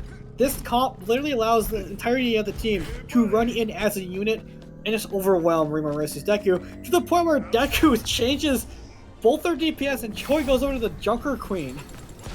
Yeah, this is really interesting. They're trying to rely more on this poke, so really interesting to see what they pull out. But they're going in already. King very, very low. Will get forced out, but maybe that's a little bit too aggressive from Kitsy. He goes, almost gets picked off, and it will force out the Immortality Field. Now Ignition Rising forced to back up, and they need to reset. But Choi Zuan will not let that happen, engaging onto the backline, forcing a little bit more cooldowns, preventing them from getting staged. And Chicken gets the elimination on Shoreline Pie. King getting incredibly low, will also get picked off, and this is looking like a point for Reborn Racer's Deku. Yeah, and the changes actually ended up working out there. You get a little more consistent poke from Reborn Racers, and it's more range, so it's harder for Frenzy to close that distance before they're low. And you also have Choi who can kind of anchor the point of Joker Queen. Joker Queen is a pretty powerful tank with the ability to heal herself with a Adrenaline Rush, and also hit multiple targets with an axe. As you see the engage come out immediately from the side of Ignition Rising. Again, this might just be back and forth from C to B, because right now, Reborn Racers are in the back seat again. Alpha Rising is engaging fast there. Yeah, Pangolux going to be forced back up, and that's going to be the point for Ignition Rising. Yeah, no, but actually it's not. Pangolux invests Bob into there, and Kinsey Ghost jumps into the fray as well. Reborn Racers Deku, either they're trying to fight this, or they're just trying to force out more resources from the side of Rising. So far, if they're trying to force out resources, it's working. Yeah, Jabmaster has the blade available, but likely will not need it. Eventually finds Pangolux, and that's going to be it. Ignition Rising takes the first point once again. Yeah, now they're set up in prime position to just start the cap here. And you have both DPS ults, and you have Cage Fight. And Cage Fight pairs well with both DPS ults you have. Now, the fact is, don't use both of them in combo with Cage Fight, because that's just a dumb idea, and you also eliminate your ult economy here. So, and going in already, and yeah, like you mentioned, Shoreline Pie pops the Death Blossom, and that's going to be enough. That combo was exactly what they needed, and quickly are now going to be able to take point D. Really well performed, and Ignition Rising still plenty more ultimates going forward. Yeah, you see Silvertail is getting up to that Coalescence. They have the beat and the blade. Yes, Deku do have a beat and a rampage of their own. So here comes the beat. King just immediately gets taken down off the rip. But if you're Rising, you got beat out and you didn't have to expend anything. So that might have been like a tactical aim from King just to try to get stuff out. Yeah, exactly. That's going to be enough. And now Reborn Racers are primed and set up. They actually, the point only unlocking now, and they will be there. Ignition Rising has time to set up for point D. Yeah, they're going to be able to set up. Chicken has to back off due to the fact that he was too far forward there. But the good news for Reborn is you saved the Rampage. You're going to have Overclock. Chicken should get a Blossom up. But you had to use the beat, which was your only response to the blade there. And now you have both. Now Rising has both support ults and that blade to work with. So it's going to be which ult? Two ults first here. Big going in, but the Rampage is big. It's just behind Dabmaster, but that will be enough to force out the beat. They don't want to lose someone. And Choice do want. Ends up getting picked off. Didn't get enough of the healing they needed to stay alive. Now Pangolux has the overclock available, but it's a lot of pressure from Ignition Rising. They're aiming. They're ready to try and take this objective, but down one person is going to be tricky. Chicken ready for the touch. Ends up TPing back onto the point after getting booped off. That's both cooldowns used, but Ignition Rising, they're going to contemplate. They're trying to find a little bit more value. Going deep will not be able to find any of the supports. Kitsy Ghost ends up picking them off at Shoreline Pie. Trades with Chicken. Oh no! Ends up getting picked off at Choice of One. Gets Silvertails. What a turnaround for Reborn Racers. It was looking strong for Ignition Rising, but Choice of One swapping over to the Doom gets back just in time. Yeah, Chicken actually gets the point contested there. And the big thing there, Silvertails uses Coalescence and like it's a lost fight. Choice of One just punches her out of it perfectly. And your Ignition Rising, you use both your supports and the blade there. Yes, you're coming up in that cage fight and that Death Blossom combo, but that's if you can survive. Silvertails is already out of the fight. Yeah, King going in. Now the beat going to be used to try and keep Reborn Racers Deku alive. They will be able to do it. Pangolux now finds a third onto King. That's going to be enough. Chicken gets Shoreline Pie, and point C is quickly theirs. Yeah, and that beat from Kitsy Ghost catches Pangolux at 1 HP, keeping them alive and letting them get that 3K. And Rising, they can engage into this because King should have that cage fight here soon. Shoreline Pie does have that Blossom, but they can't lose anybody on this engagement. And King just gets knocked off the point, has a long way back. Absolutely. Now the rest of the team trying to filter in, but it will be enough. King ends up popping the cage. No one's in it, but it's going to provide a lot of connection. 21 gets stopped as they enter, and that cage King gets back just in time. They took a fast fight, so they're able to get back once more, and that will be enough to secure point C, making this the last possible objective. Yeah, but Choi comes back in for a recontest. It's a recontest. Big punch there, big punch hit there, and this just might force more resources out of Ignition Rising to take this points. Neither of these teams wanted to give it up. They're fighting tooth and nail here, but in the end of the day, it favors Rising because Rising, they have both support ults. They have that Death Blossom to work with. Your Reborn Racers, they got staggered there, so they're not really gonna have a chance to even fight. No, not really, but there's still time left on the clock for the respawns to get back. Yeah, Reborn Racers, they're not out of it completely as far as ult goes. They have both DPS. They should get both support here. Chicken needs to Chicken and Piglets have come so big for this Reborn Racer squad, and both of them, if there's a time now where you need to clutch, it's now. The Piglets get shut down. Chicken has the barrage, looking for it, will be able to connect on the shoreline pipe, but that's the BN Moon Buddy, gets the pick on the choice to watch Chicken, looking for a little bit more, not gonna be able to get it, needs to get healed up, but there's not much more time left for Reborn Racers. The AKC, Kitsy Ghost, not able to get any value, but Chicken is able to connect some shots onto Dab Master. The Kitsune going to make it very difficult for King to stay alive. No. Now looking to clean up the point, and their ults come through. Reborn Racers Deku looks like they're going to be able to take objective D. Yeah, Shuffler comes up big with a Kitsune Rush. Luckily, Kitsune Goose hangs onto that big. Chicken comes up big with another pick. Rising, they have both DPS ults, and they also are close to that cage. So if you Reborn Racers want to win this, they have to take out either Shoreline Pie or King first, especially since you know that Rising doesn't have any support ults. Going in already, he has the cage available. They can take a really early fight here. That's going to be advantageous, but they don't even need the ultimate. Zab Master gets a pick onto Schaffler, and now so many people just got staggered on Reborn Racers. They're going to need to take this objective, but they won't have much time in order to do it. Someone needs to touch, and the cage is available. The cage is preventing them from touching. No one can get there. The cage is stopping the entire team, and that's going to be enough. Ignition Rising. Secure Throne of Anubis. And like I said, it seems like with Ignition teams, when their backs are against the wall, they become a little more dangerous. Yes, that was not close. There was mistakes from both squads, but Rising just, at the end of the day, they had a better ult economy at the end there. That cage from King there was perfectly timed just to completely deny a touch from the side of Reborn Racers Deku, and now. Yes, that was your map pick. Yes, that was your map pick. But now if you want to win this, you're gonna have to win the next two maps, which are Deku's pick. So now you're in a situation where you won your map pick, but now you gotta win the next two in succession that are Deku's pick. So it's still a tough road ahead for Rising, but this is the right direction to go into. Reset that mental. You took a really close map off of Reborn vs. Deku, and you forced them off of that comfort comp that they pulled against you on Flashpoint and Push.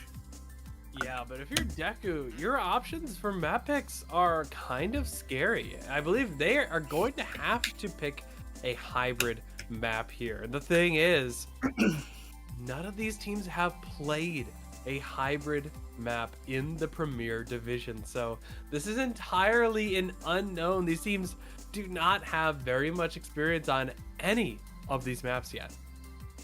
Yeah, and if you want to play that Lermatra or Sig poke style, your best bet is Blizzard World.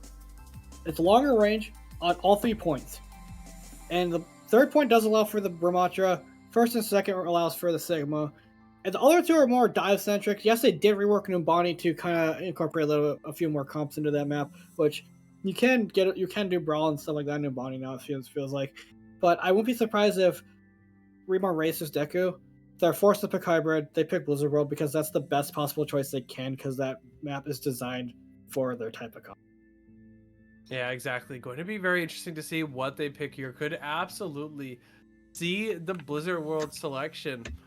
You might also see some Hollywood. That has kind of been the going for a lot of teams in other divisions. Hollywood has been very, very popular, but you don't have any data to back off your decision. You're really just facilitating your own play style, or potentially whatever playstyle you do not want your opponents to be doing.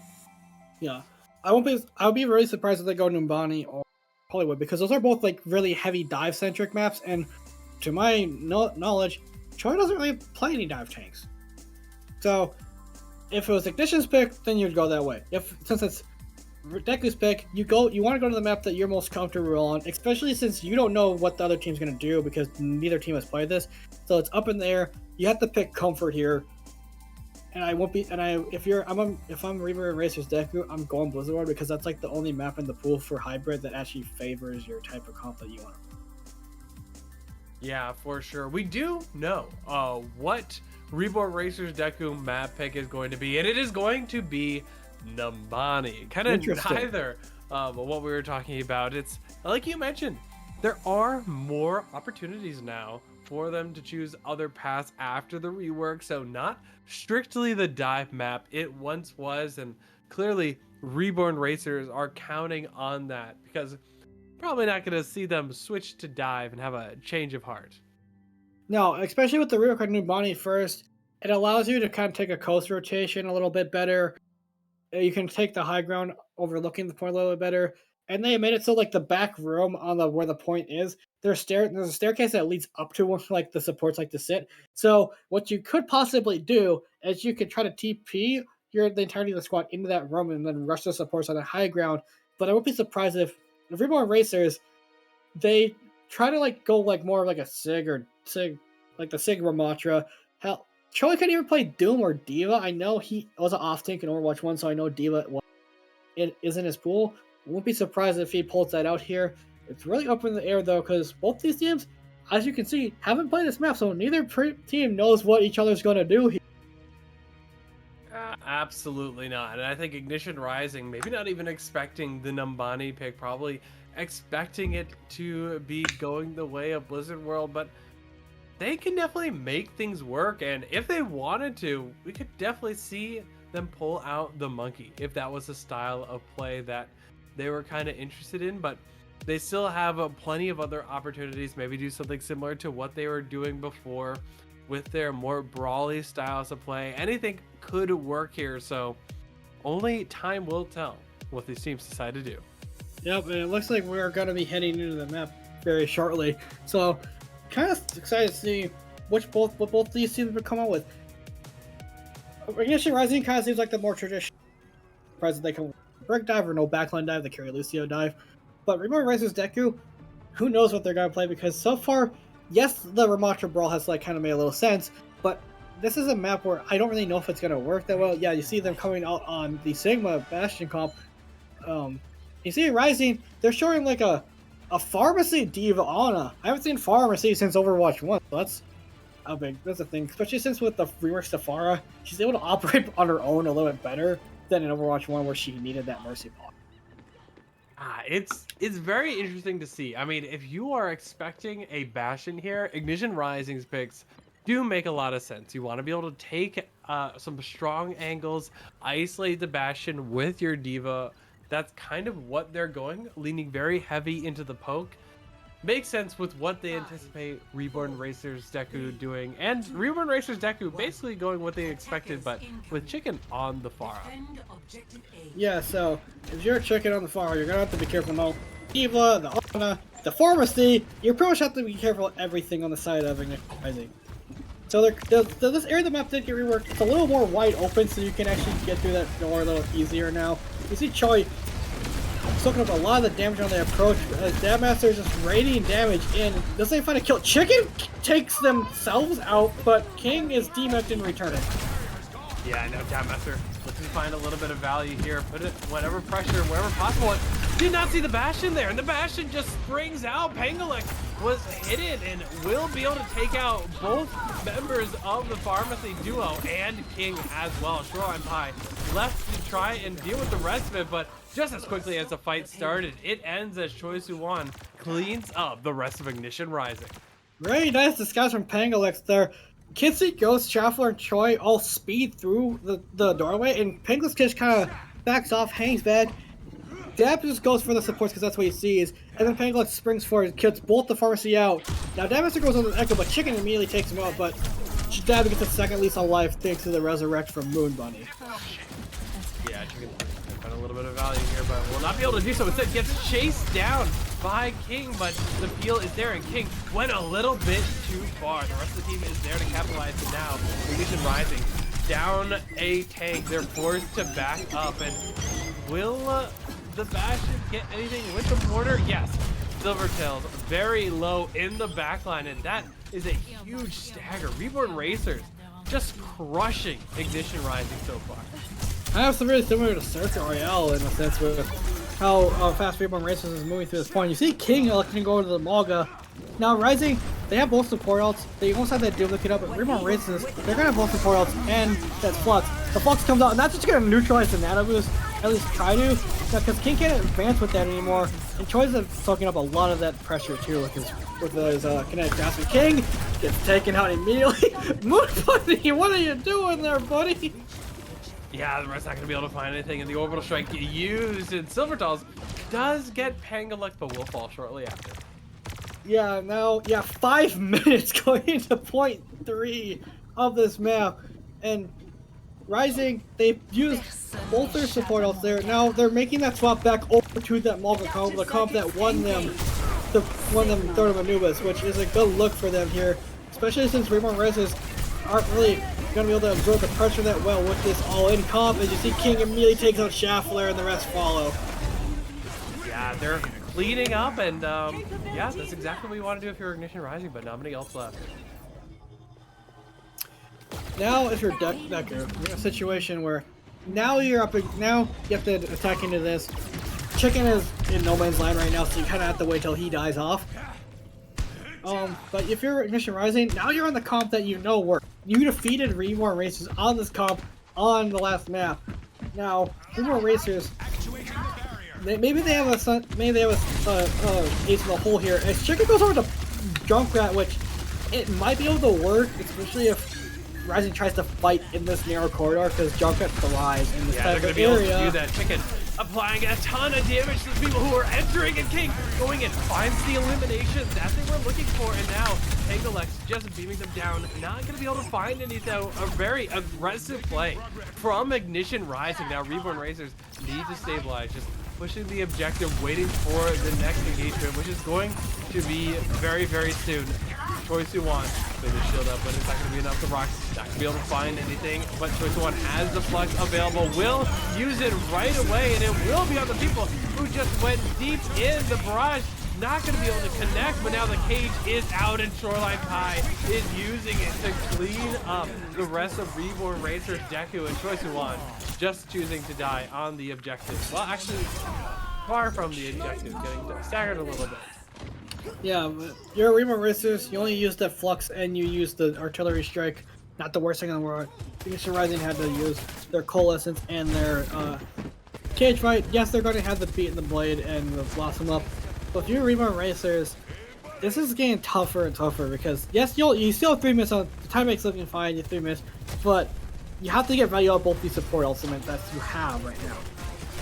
Yeah, but he's posing to make an engagement, and the window is going to be their first engagement. Choice of one, use it to find Silvertails, and the rest of Reborn Racers Deku quickly follow that window, providing them the opportunity they needed to put the pedal to the metal and quickly break through the defensive lines of Ignition Rising. Yeah, Silvertail's going down there for a spell disaster. That's the bulk of your healing gone. And now you're able to come back into the Shoreline Pie, does put the blossom, but gets shut down immediately by Chicken. Not gonna be able to find anything. Dabmaster has the blade available, trying to make things work. Ignition Rising, though, looking a lot better, but Choice Yuan finds King in the middle of all this, but it's just Dabmaster hunting down the rest of the supports, just barely able to get Kids see Ghost, and that'll be the victory Ignition Rising needed. Yeah, and you only had to use Blossom there. Remember, they did use Orbital Ray. Now Kids see Ghost goes over to the Brigida. Now Ignition Rising has the kind of a little bit better ult economy because you have almost 4 ults here. You're gonna probably get the Coalescence and Cage Fight soon. If King can stay alive, he's already down to half HP here. But Dab going in the blade with the here. blade, Immortality Field used, and it's gonna find Shambles. It's gonna find 2 more. Moon Bunny just cleaning up the rest, but Dabmaster, as quickly as the fight started, just eliminating it once again. Choi Soo-won getting staggered very, very much. The rest of Reborn Racers there, but Choi Soo-won, not so much. Yeah, now they start the alt rotation. You have the cage fight next. You have the coalescence next. Charlene Pie should have blossom off of the cage fight. Reborn Racers, they're kind of getting caught in this alt blender. They need to get value from this flux. They need to get value. They need to get English up there. Joey should chicken up to that overclock here. When he comes in, the flux misses! Not gonna connect, but that's okay. Shoreline Pie ends up getting Schaffler. Now King is the cleanup. This is looking way more Donovan now has the cage, but will not need to use it. Choi Soo-won, once again, not quite getting staggered though. Looking back into the spotter room after such a deep engagement from Ignition Rising. Yeah, and you only had to use the coalescence there. Now you're gonna have the cage fight to rotate. You should get that blossom. Master should get another blade. That was your flux that missed. You haven't been able to get anything done on the support line so far. Chicken's still holding on that overclock as you see. Yeah, Ignition Rising just not giving the chance to Reborn Racers to do anything. No, absolutely not. Dabmaster hunting down what's left of Reborn Racers, but this is looking like a way stronger performance for Ignition Rising, and now the ult from the Bastion going in probably going to end up being a swap. Just sending a few shots at Silvertalls. Yeah, you see Penguins going over the Ash, but backs up against the wall. 20 seconds on the clock left. Rising almost up to their coalescence. They have the Blossom 2, Reborn Racers. They have to get something going here. That window has to find the value it did last time it came out when they picked up Silvertalls and the rest of the team. Yeah, I think going to be going in already. Some of the cooldowns have been used, but that's the Death Blossom. Does find Pangolexin. The stun is there, but it's not enough. Ignition Rising has already find many members of Flex, only going to be able to find Silvertalls. It's overtime. No one is left on Reborn Racers, and that's going to be as far as they can push it in this first round.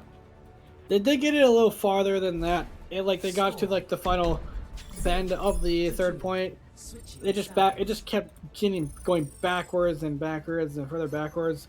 And if that's like the comp, I think Rising has found the comp that is like Reborn Racers Kryptonite. They don't really know. They were never able to have a chance to fight it because of how fast Rising was engaging and going. Their alt rotations were beautiful on that comp. Deku, now they have the chance to defend here, and that Mocha comp really isn't that strong on first or second because of how wide the map, how much high ground first point has and how much high ground second point has, as well as how open both of those points are too. So Rising, you can make it work. You just have to make the rotation super fast, and we can get picked up on the rotation, but it also gives Reborn Racers time to reposition. So then you're just kind of like chasing ghosts.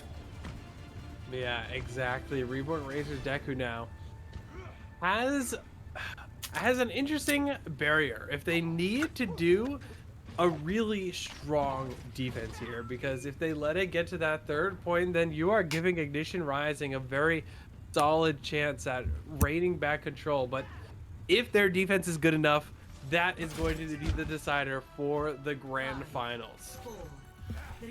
Yeah, and you see at this point is perfect for their comp because they can poke constantly, just make it hard for Rising to approach. As Rising does take some poke damage coming in, they're gonna go the coast rotation, which they either get changed. So, but you see, Reborn Racers, they're holding this high ground, so they don't really have a chance to.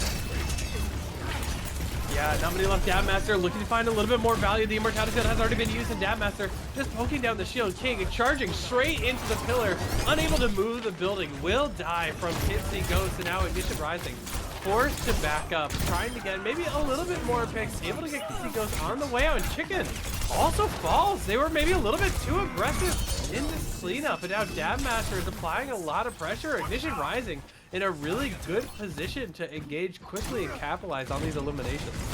Yeah, you have Kitsy Ghost and Chicken coming back though. Kitsy Ghost had that speed boost to attack the Chicken back because they both died around the same time. And King is already taken immediately. And now you lost Shoreline Pie, that's your main damage source out. Crazy aggressive, and so was Dabmaster, and just maybe a little late to the party. Able to get some value though, does find Pangolex amid all of it, but Schaffler ends up getting King. Silvertall finds Schaffler back in the corner. But will he be able to capitalize? Wait, they're actually winning it. Choi Soo-won though alone on the objective. Two people there to hunt him down, and this is looking good. They used some ultimates and it was looking sketchy, but it's what they needed. Ignition Rising quickly well, with some difficulty, but otherwise quickly take point. Yeah, they're able to take it not as fast as Reborn Racers Deku took it, so their timing is going to be slower.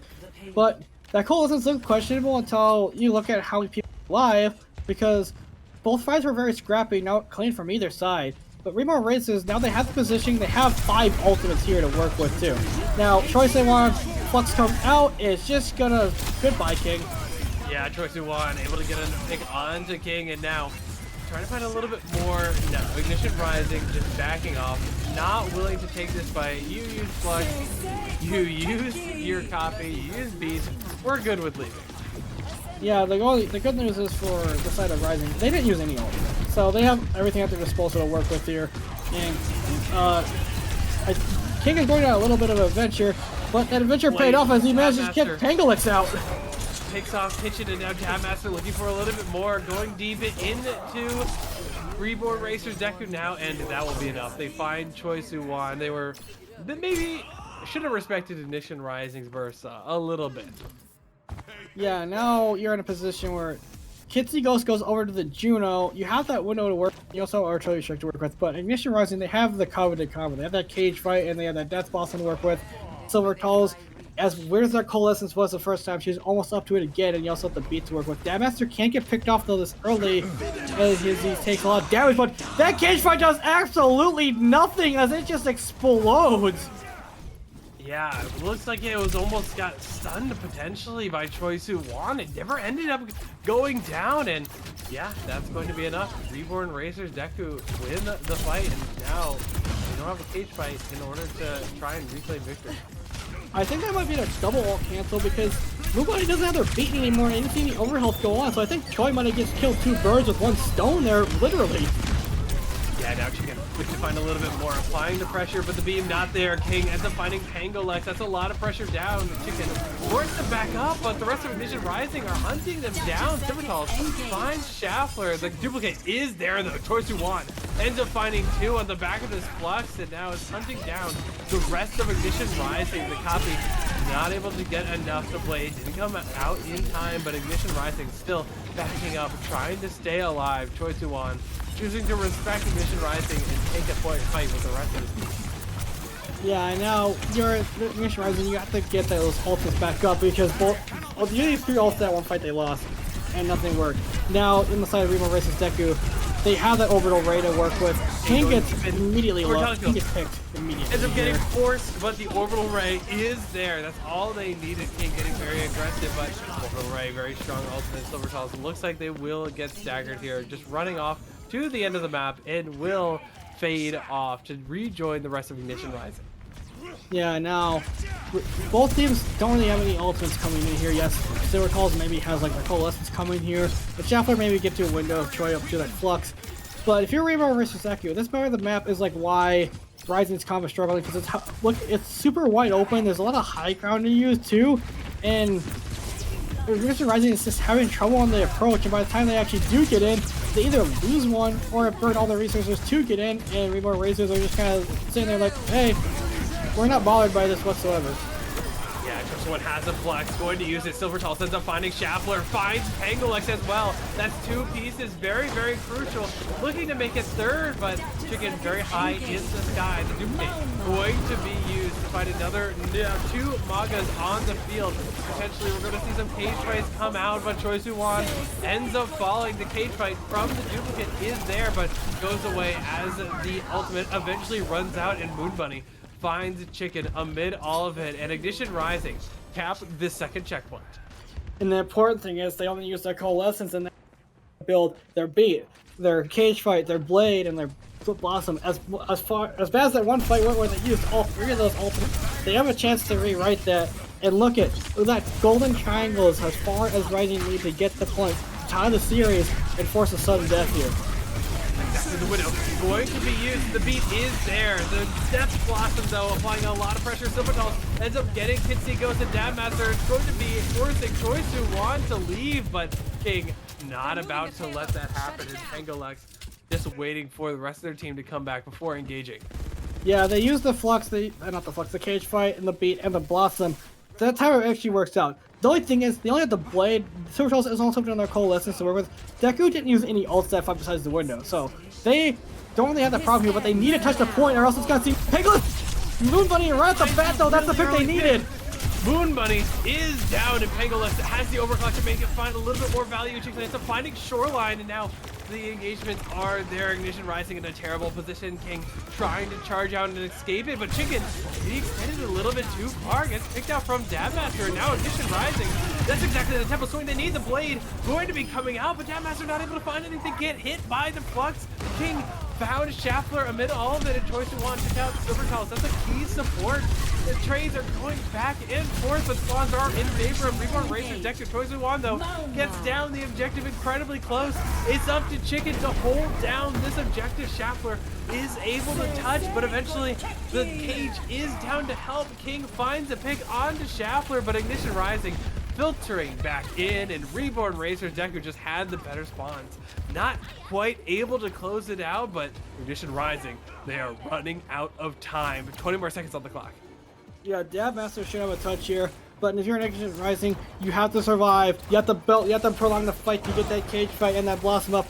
Neither team has ultimates here, so it's gonna be who gets the picks, who is able to find the picks first here, and you're looking at Chicken and Pangolin to find those picks first.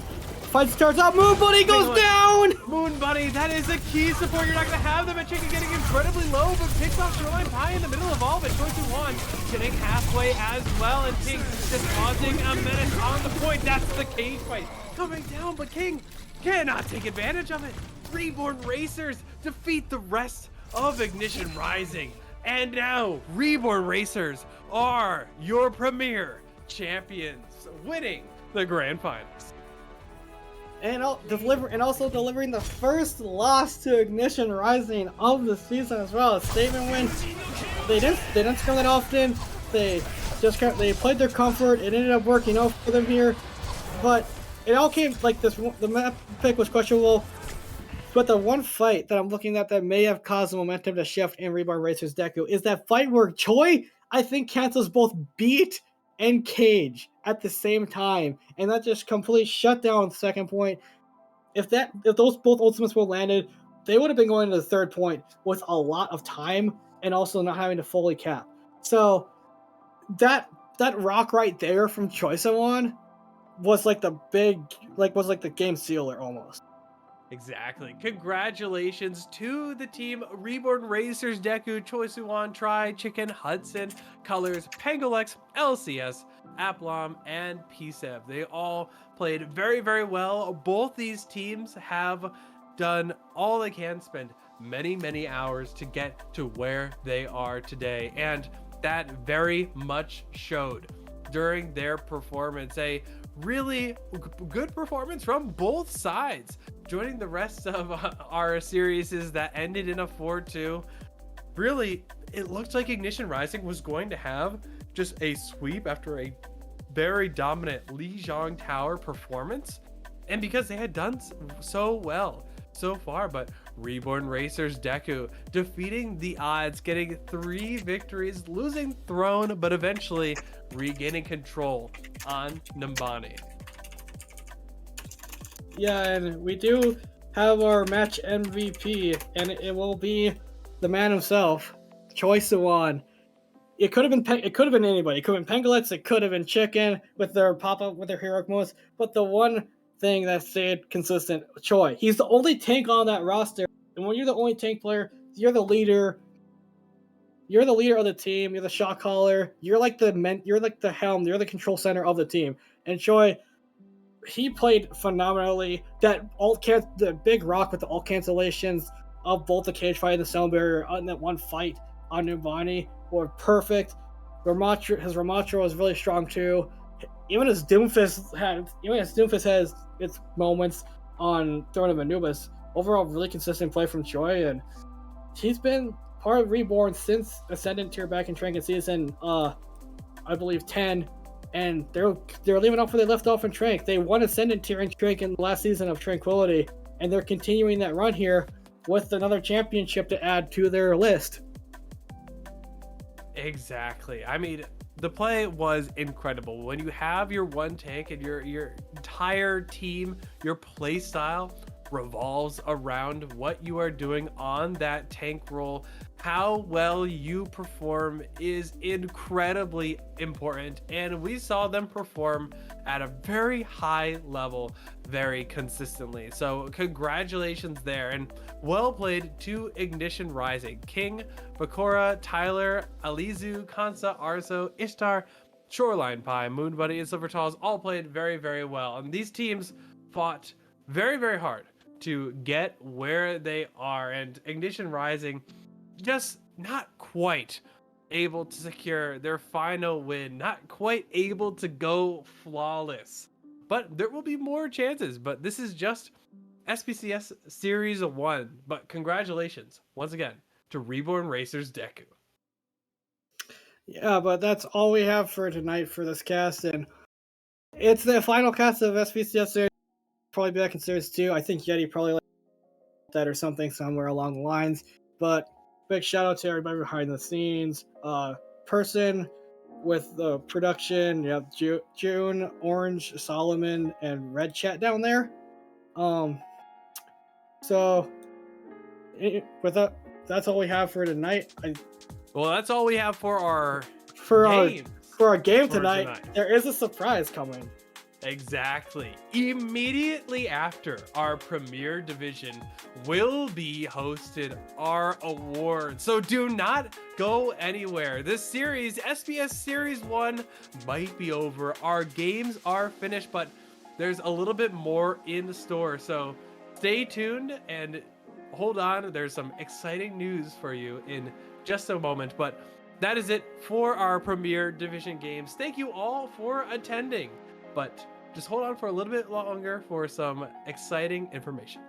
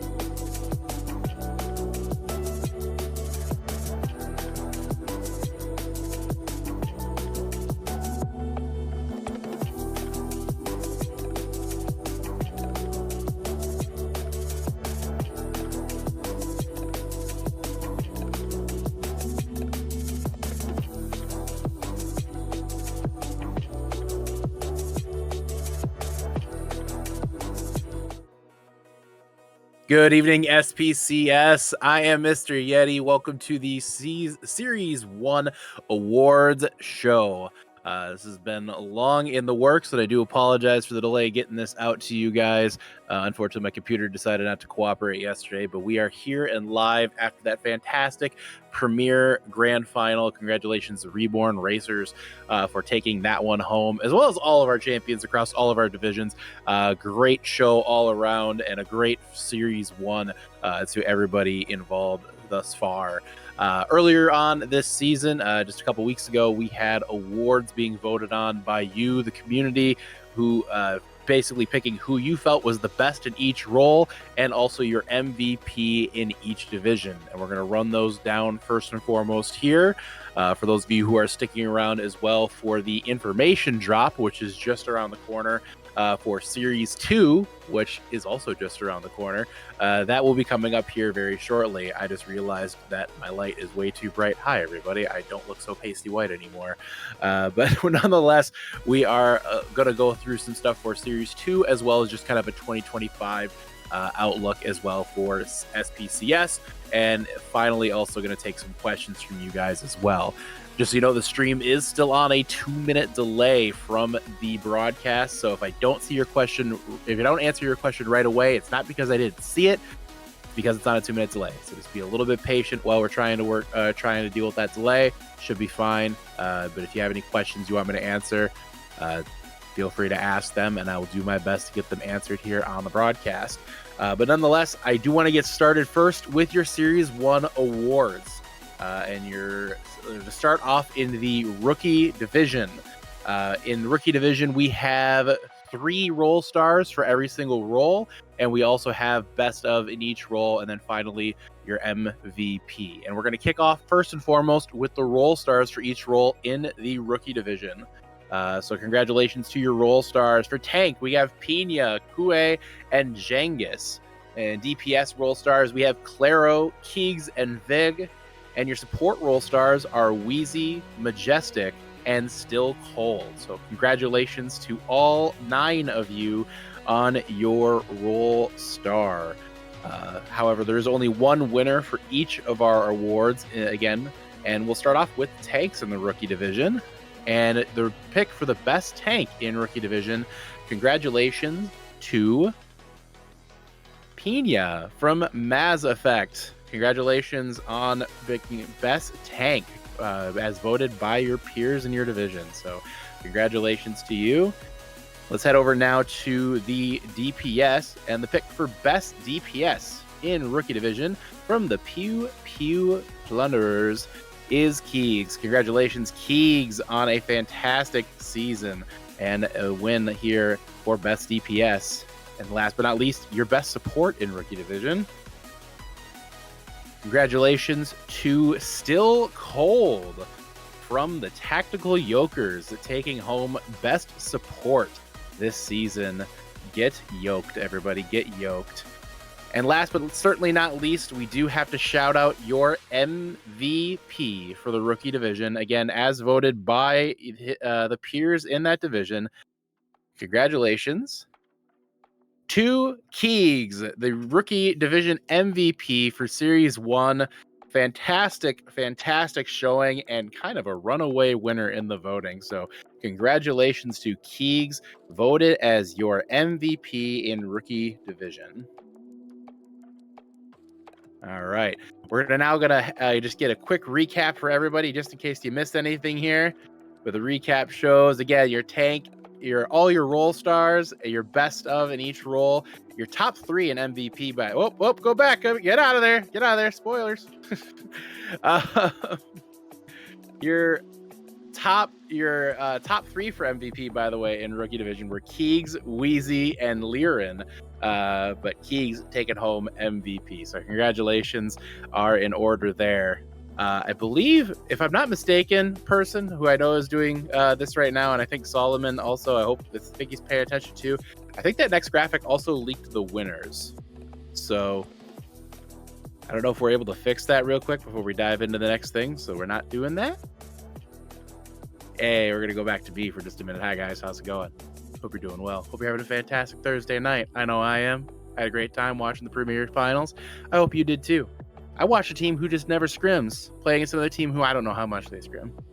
But that's basically Premier the division this season. At least it didn't end in a forfeit, which is saying a lot for Premier Division, unfortunately, this season. No offense, Ben. I hope.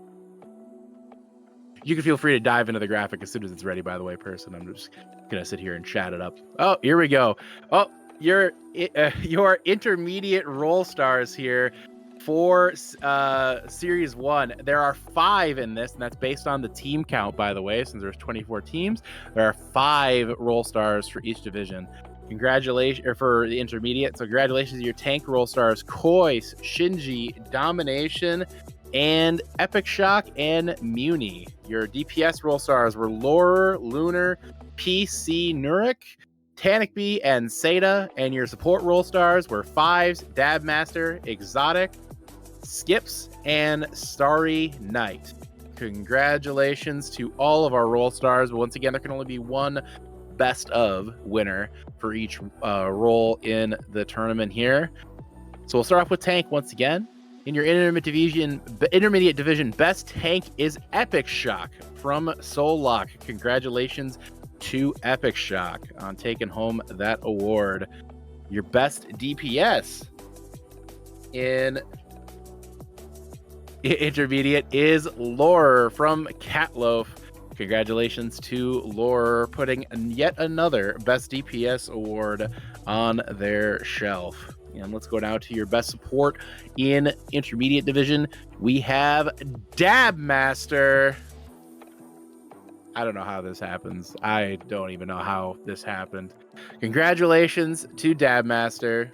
He may be 0 for 2 in finals, but he did win this award. I guess that's a good consolation after all. Congratulations, Dabmaster, taking that one home.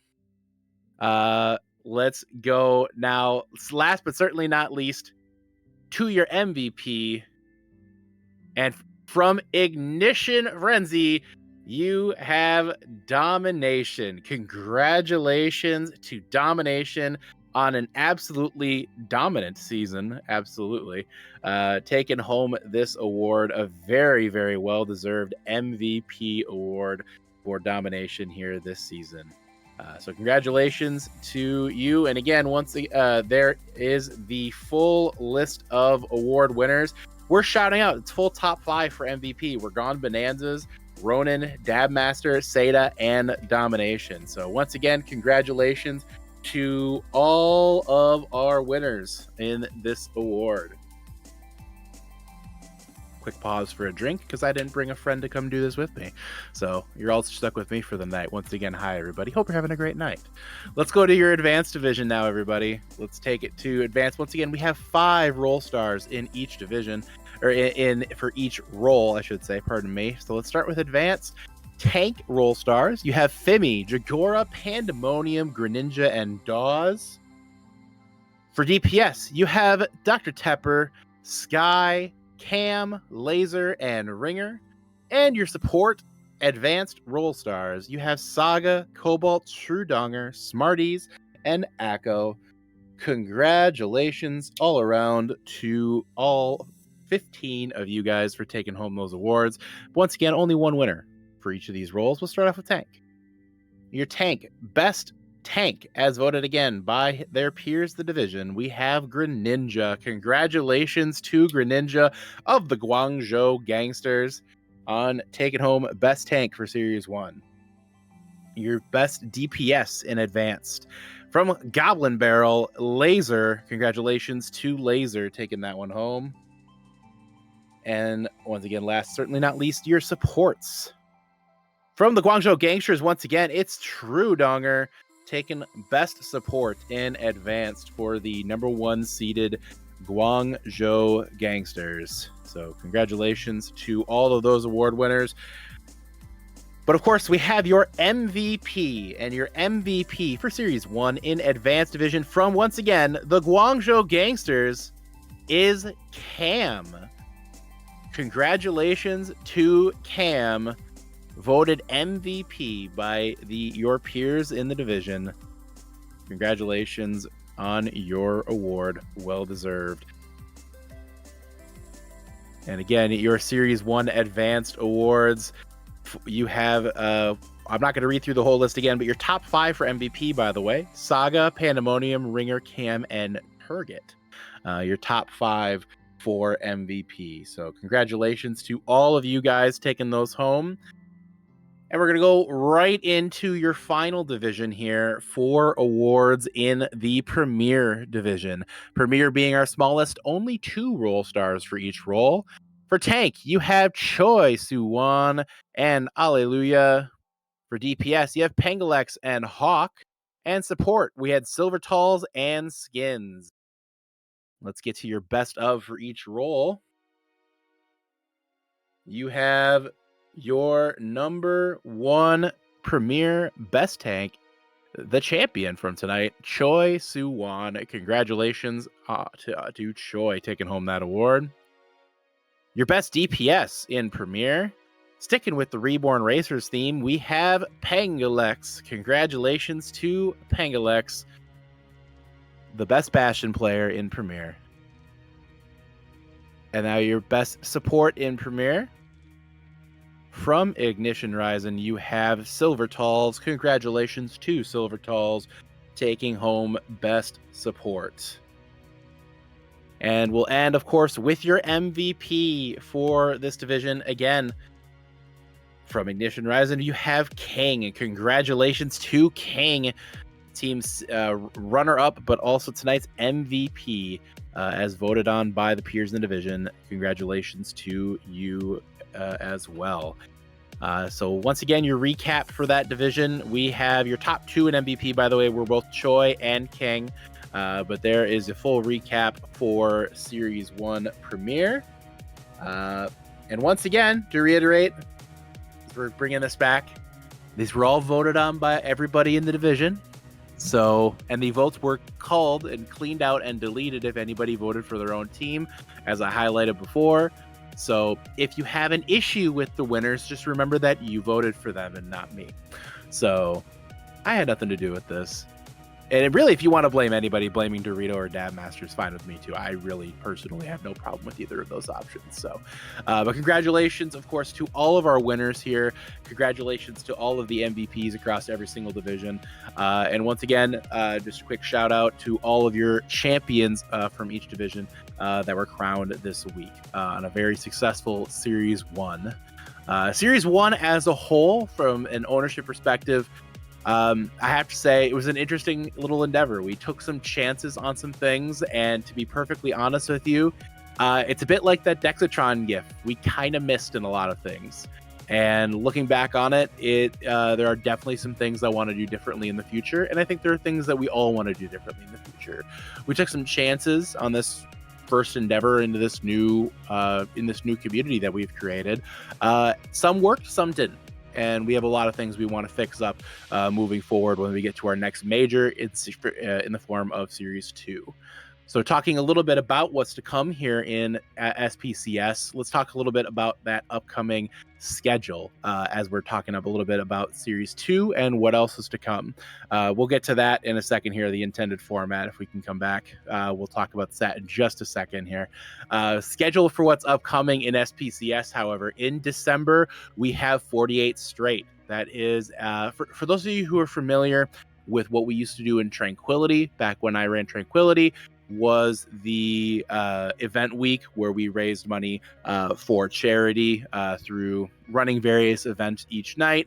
That was fun. We did a good job, but we want to do something a little bit different this season, something a little bit more condensed, compact, and something that's not just the same thing. We don't need another Widow 1v1 tournament. We don't need another one-on-one tournament. We don't need any of that again. So we're going to be doing some things a little bit differently going in this season, and I'm really excited for 48 straight. It's going to be a heck of an endeavor from a streaming perspective. We will be streaming for 48 straight hours of content here on this channel.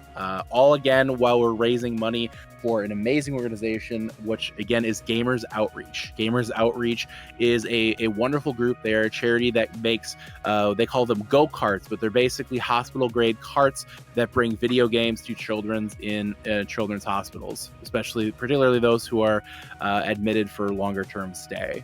So as you can imagine, being in the hospital as a kid, terrible experience. We have members of this community who I know have been in the hospital as kids, and they can attest, it's not a very fun experience. But I also know we have members of this community who've been directly impacted by Gamers Outreach and what they do and bringing video games and fun to kids in hospitals. So this is the purpose of this drive, is to raise money to help build more go-karts and bring more joy and play to kids who are in hospitals. And we're hoping that you can be a part of that charity drive coming up here in December. Once again, that is going to be running on the exact date, of course, is now escaping me. That is going to be running from December 6th to the 8th. That's going to start on the 6th at about 8 p.m. Eastern time, and it's going to run for 48 straight hours. So at 48 on December 6th, we'll be running an old Tranquility Classic for those who are familiar with Trank, which is staff pugs. You'll be having the opportunity to sign up to play pugs against SPCS staff. And we'll be streaming that and be having a good time doing that. So you'll be welcome to play against us. I will have to re-download Overwatch again so people can beat me in Overwatch, which will be great. I can't wait. I love it so much. And then after that, going into the overnight period, you're going to get a little After Dark with Mr. Yeti, where I'll be playing about 8 hours through the night on stream, various games, all sorts of fun stuff. We'll have a good time. We have other things coming up throughout the weekend. We have community showcases, which were announced a while back. Hoping if you're interested in that, you apply for that. So look at announcements in the Discord if you're wondering what that is. We're going to be playing some Valorant Swift plays. We'll be doing Jackbox with the community. We'll be doing staff ranked runs. We'll be doing Deadlock is expected to be a part of this. We'll be doing Deadlock Pugs, Deadlock Stacks. We'll be doing an F1 watch party on at 8 a.m. on the Sunday. We'll be doing a watch party of the F1 race, since we know there's a lot of people in the community who are big fans of that. And also, to be perfectly frank, a lot of the staff are big fans of F1, so we're going to make it part of this because we want to watch the race anyways. And then we also have the another ranked stack in there. I'm running the overnight shift once again. I'm going to be streaming for about 30 hours of this, so please tune in and please donate to charity. Make this weekend worth my time. I would appreciate it very much. We're playing some Lockdown Protocol. We'll be doing some Fall Guys. We're going to play Uno. Fuck, we're going to play Uno. Why not? Maybe Uno Infinite or whatever it's called. The one that takes like 3 hours to play. Probably play that. Why not? We have 48 hours. I hope you guys can be a part of that. So please tune in, and if you're able to, please make a donation to the 48 during our 48 straight drive. We'll have more information coming out about that shortly after Thanksgiving. So probably shortly before Thanksgiving. So stay tuned. You'll be seeing more announcements about it and how you can sign up to participate in some of the events that will be happening during that weekend. Coming up then in January, we have our second minor event here in SPCS. Once again, we're running a major and minor format. So Series 1 was our first major. For those who remember Breakout, our draft, that was our first minor event. So now we're going to go into our second minor event in January, name to be determined, but it's going to be a Hero Bands tournament. It's going to be a short 2-week tournament. Nothing particularly fancy. We're not looking necessarily for as something as in-depth as what we have with Series 1. Again, those majors are more of our bread and butter. These are just side events, things that people want to participate in, things we want to try out. Hero Bands being a part of that will be a really good time. So we're really excited to try that out in January. Stay tuned for announcements on that. You'll probably see signups for that coming out in early December. And then after that, of course, is Series 2, which will begin in mid-February. And we'll be doing there will be some changes to the format in Series 2, which we'll cover here, as you can see. Instead of what we have right now, this is going to be the standard format for every division. There's going to be a 5-week true Swiss format instead of what we have currently, which is the 3-week Swiss. To be quite honest with you, 3 weeks, not enough. Big mistake on our part. We own that. We're going to do it better this time. 5-week true Swiss format. We're going to have 1 week of play-ins here after that 5-week of Swiss, basically for all the lowest seeds. It's gonna depend on how many people are in the division, if how many play-ins we need. It's going to depend. I don't have an exact answer for you because it's really going to depend on the division size. So we're keeping that flexible, but we'll have more specifics kind of as we're building towards Series 2. And then there's a 6-week playoff, which mirrors the former format of the old tournament, the playoff bracket that I created for Tranquility. We're going to be bringing that back. So modified double elimination. Top seeds are going to start in the upper bracket. Bottom seeds start in lower bracket. There will be a 3-week single elimination championship bracket to determine your grand champion at the end of those that short 3-week single elimination bracket. Following that, you have one additional note is that the season will extend now from 11 weeks to 12 weeks as a result of this.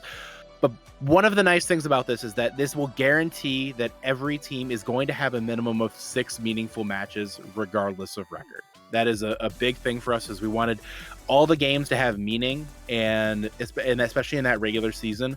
So with this format, you're going to guarantee that the games matter for everybody. Even if you've lost every single one of your game, you still have opportunities to play your way in and earn your way in. Sure, your road might be harder, but the whole point is that you give people opportunities to work their way back into the fold, regardless of how they start. It's how you finish. So that is the intended change for Series 2. It's going to be quite a bit different here from what we ran this season. But that's going to be that's the biggest thing coming up with Series 2. And you can come back to me on this one now, person. Is the biggest change is just that format change. In general, with a lot of Series 1, we were really happy with a lot of things. The rule set itself, we felt like was fairly solid. There's some things that will probably be refined, some things we want to work out. We want to kind of re-solidify our ringer rules a little bit. There's been discussions based on some of the feedback we got from the community about whether or not we allow people to ring in the division. We're still in that discussion. We haven't made a final decision because, to be perfectly honest, the feedback we got from community team staff is mixed. Some people were for it, some people were not. And I think the reservations are fair, and I think the attitudes about being for it are fair. So there's a lot of discussion still going to be ongoing, and I can promise you almost certainly that not everybody's going to be happy with the final result on that because it is so split. But just understand that we are listening to the feedback, and we are going to be making some changes to those rules as a result. It's just kind of like the format. The format for Series 1, and it was actually one of my favorite pieces of feedback that we got from Series 1, is somebody said in their feedback form, I don't remember the exact line, and it's going to bother me that I don't remember the exact line because it was quite funny. But it basically was along the lines of, no offense, but this format is fucking awful. And for what it's worth, I kind of agree. It was pretty awful. It was pretty awful.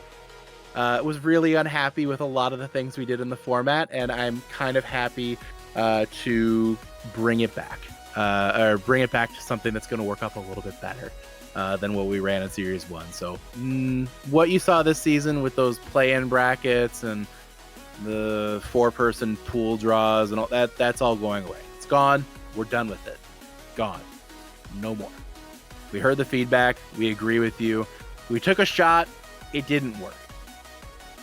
So we learned from the mistakes, and we look forward to make Series 2 just a little bit better as a result.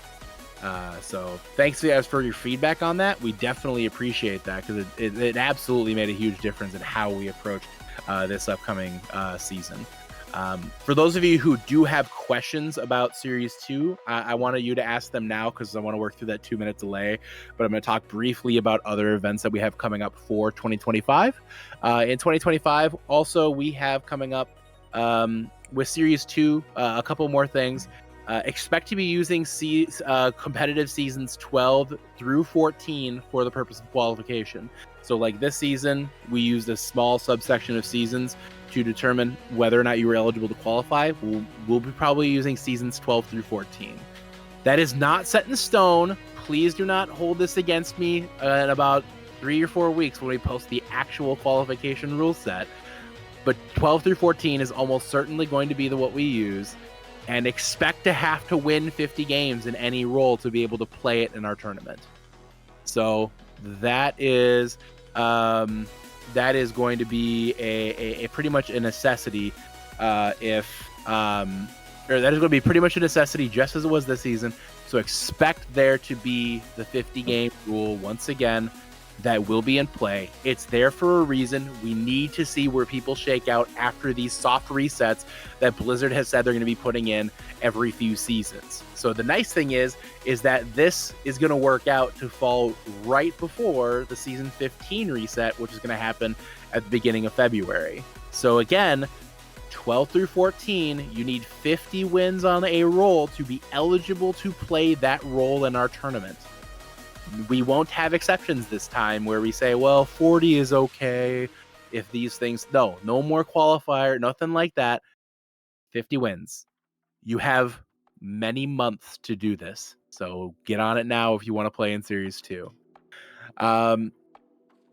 So that is the biggest thing for Series 1 the other big thing that's Series 2 that I wanted to announce. Once again, it'll be a pre-made tournament, so nothing's changed. Nothing's changed there. That'll end roughly in the last week of April, first week of May. And then after that, going into June and July, we're going to be running a couple more minor tournaments. We'll be probably running another snake draft during that time. And we're also looking at running a 6v6 event during that time as well.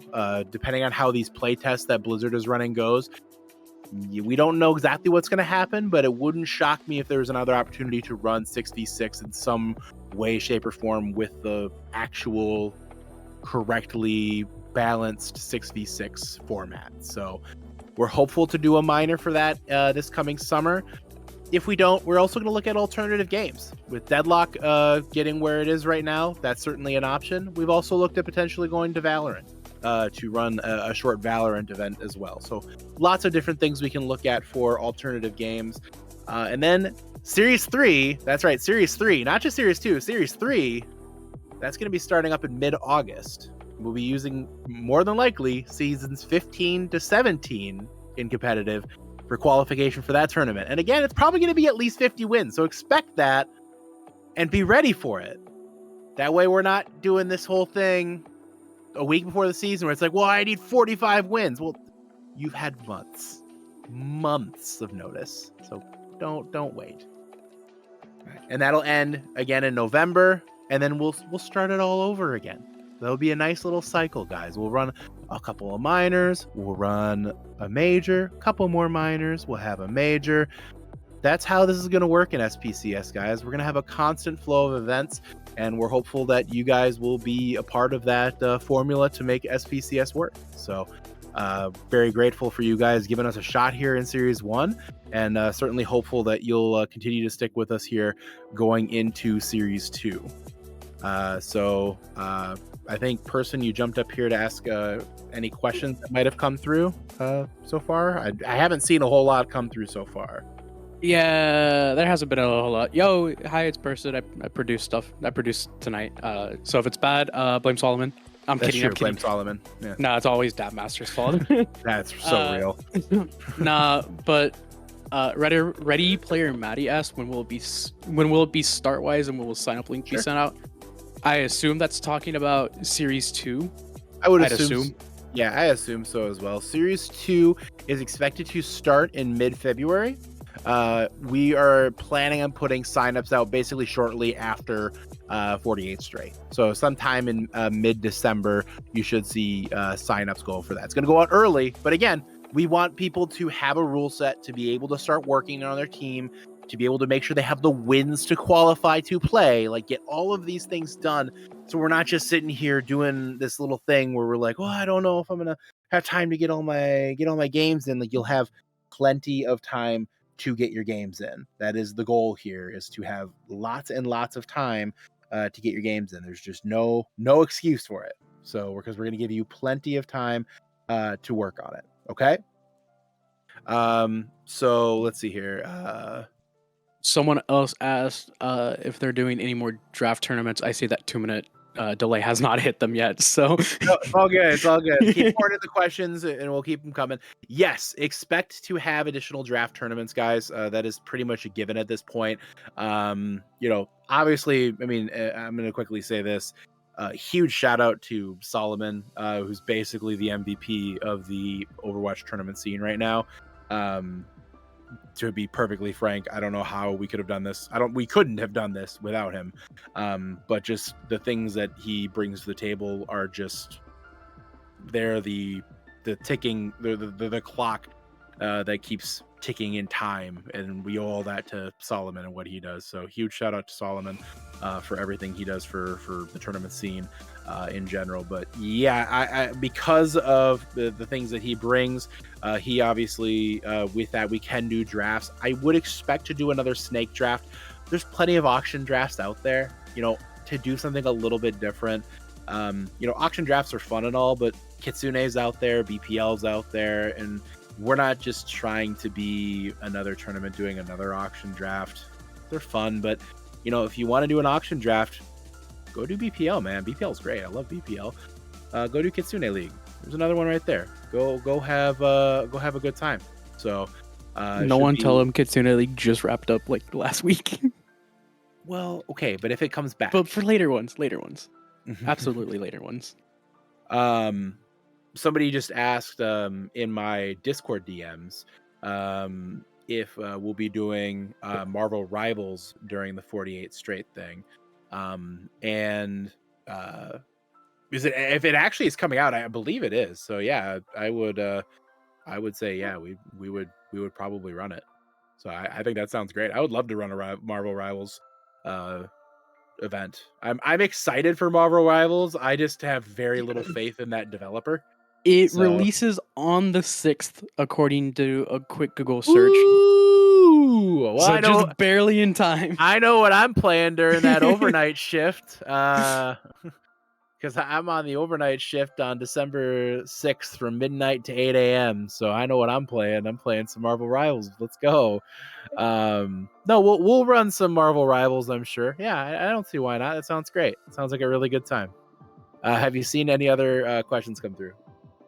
If I have different peaks on console and PC, which one is taken into account? Great question.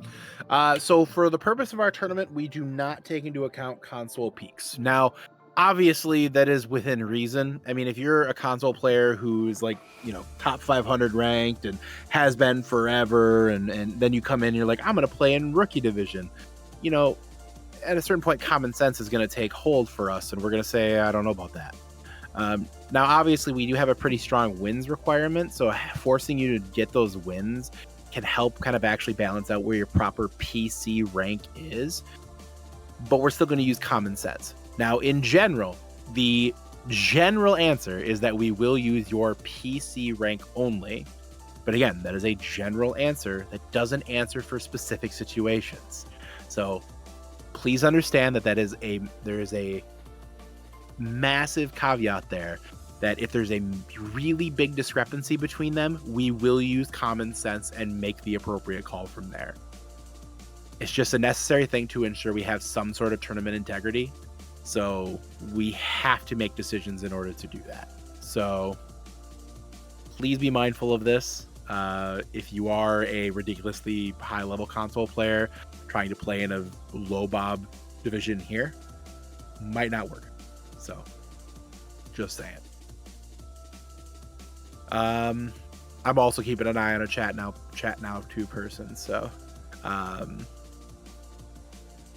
gonna type in the chat because it's not a 2-minute delay. That works. Yeah. But yeah, just leaving an opportunity for an opening for any further questions. Can we ban Tyler? Can we ban Tyler? I get asked this all the time, and really, if the problem is if we ban Tyler, who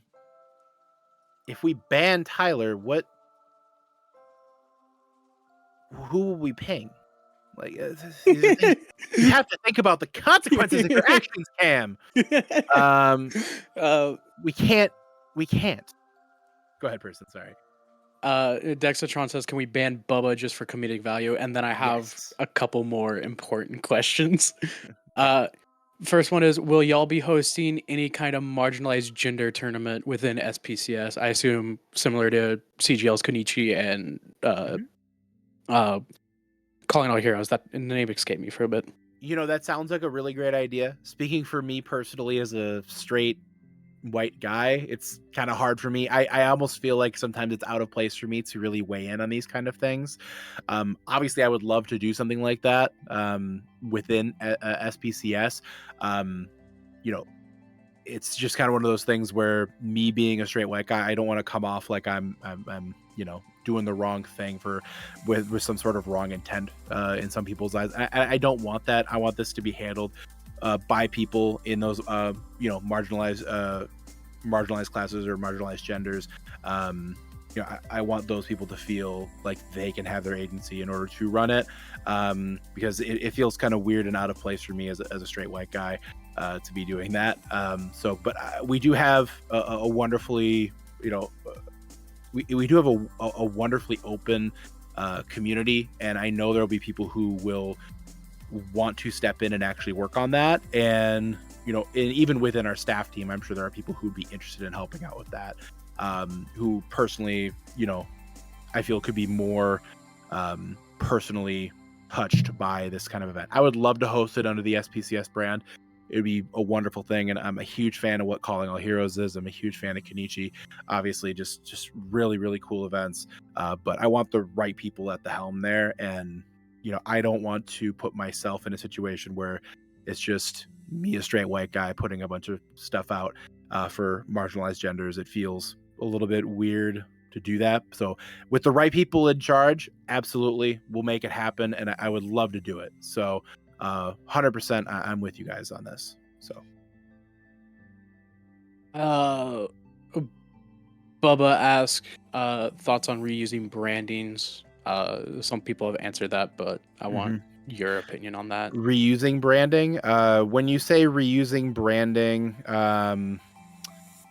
do you, I was told straight up being banned 1 minute, okay, what when you say reusing branding, do you mean reuse? I guess it's unfortunate because this is going to be this is going to be a bit delayed. But you can reuse your Series 1 brands. Absolutely. There's nothing stopping that. You can reuse the same brand for minors too. All good with us. We're not picky. If you want to use the branding you use in Trank, yes, I said the forbidden word. If you want to reuse the branding you used in Trank, you can absolutely do that, and we're not going to discourage that, in any way, shape, or form. It's as long as the branding isn't offensive and the logo isn't utterly trash, it's going to be fine. I'm not as picky as other people were in Trank with regards to how logos should look and how branding should look. So I leave a lot of grace to you guys on that, but don't try to pull off, the gooning squad or something like that, because that just won't fly, because that's freaking weird, and you know that. Yeah, let's move on. Here's another one. Can't quite remember if you said minor 2 is draft or not, and also will the team cap be changed from major 2? So the minor coming up in January is going to be hero bans. The team cap will likely stay the same. It will likely stay at 10. Obviously, I'm not hard committing to that right now, but I don't expect a significant change there. And I'm assuming you were referring to team player roster cap. With regards to how many teams we can have in the tournament, it'll be pretty open and flexible with the new format. So if that's what you're referring to, it's going to be pretty flexible and open, probably capped at 32 teams, if that's what you're referring to. But if you were referring to team roster cap, it's probably going to stay at 10.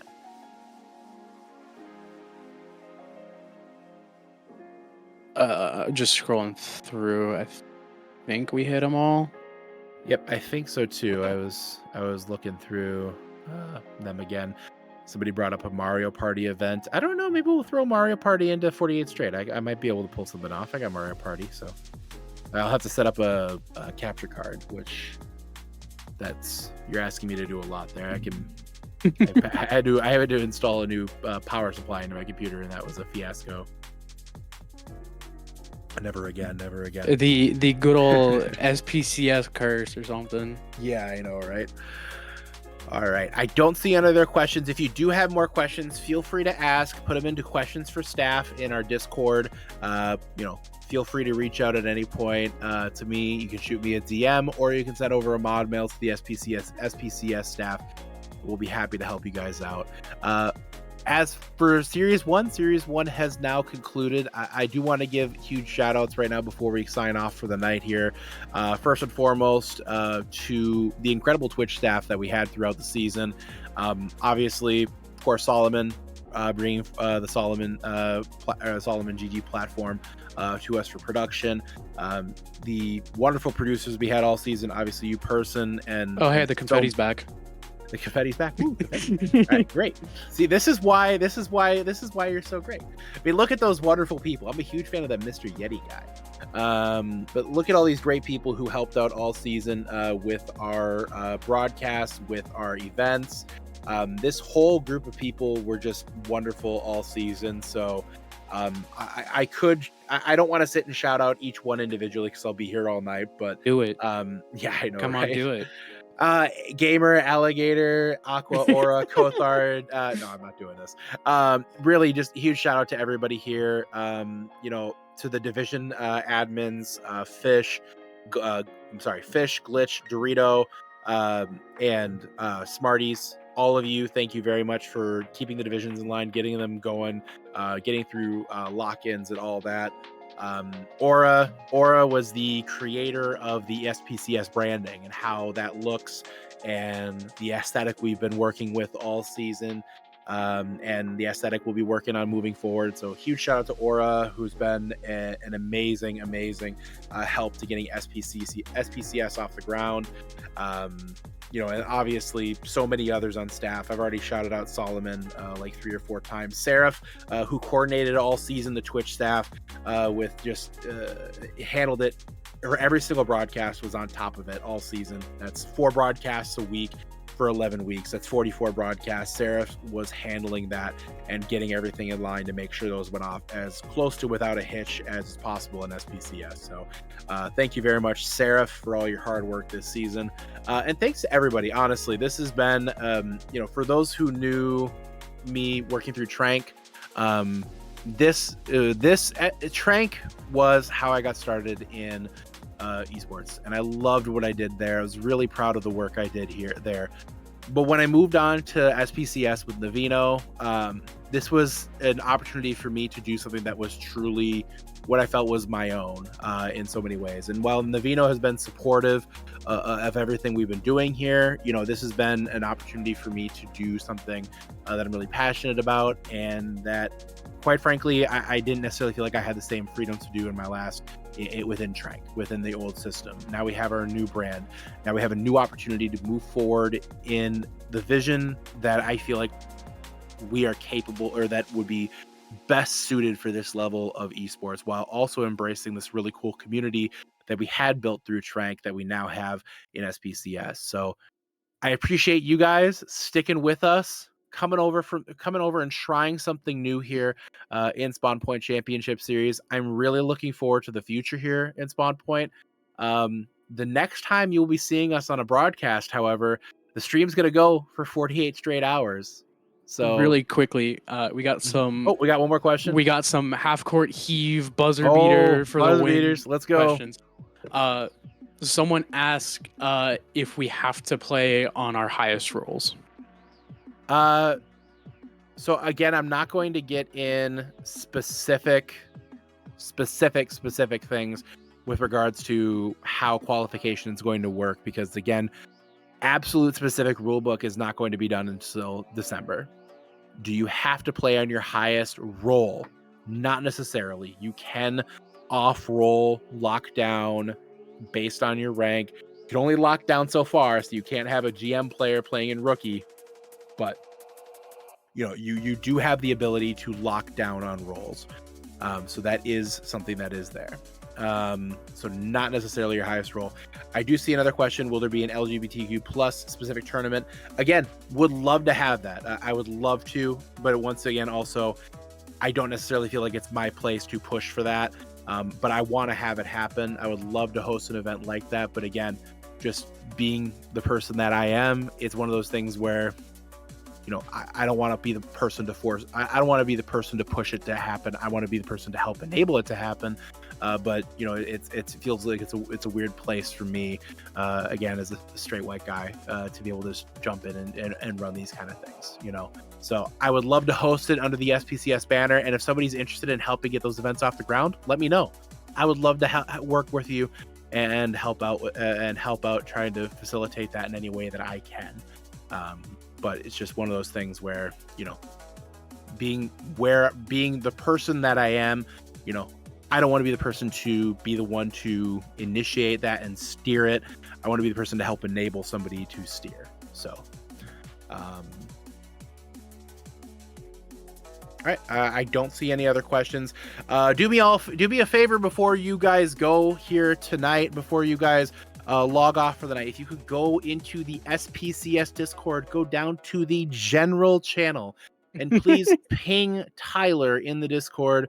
All you need to do is ping him. Don't say anything else. If he asks why you're pinging him, don't answer. Just ping him and move on. That's all you need to do. I'll do it right now, so Yeah. I'm 2 minutes early, so you won't expect it. Exactly. So if you could just go into the general channel in the SPCS Discord, please ping Tyler and just let him. That's all you need. Nothing else needs to be said. Just ping him, and we'll be good. So, but that's going to be it for Series 1. The next time again you'll see us is in Series, not Series 2, is for 48 straight. Keep an eye on announcements. We'll have a lot more information coming out, guys. So thanks once again very much for supporting us all throughout Series 1. Huge shout out to everybody involved in this wonderful production here tonight. And we look forward to seeing you very soon. So thanks once again. Have a great American Thanksgiving, everybody. And we'll see you guys again real soon. And don't forget, Dexatron ballin'.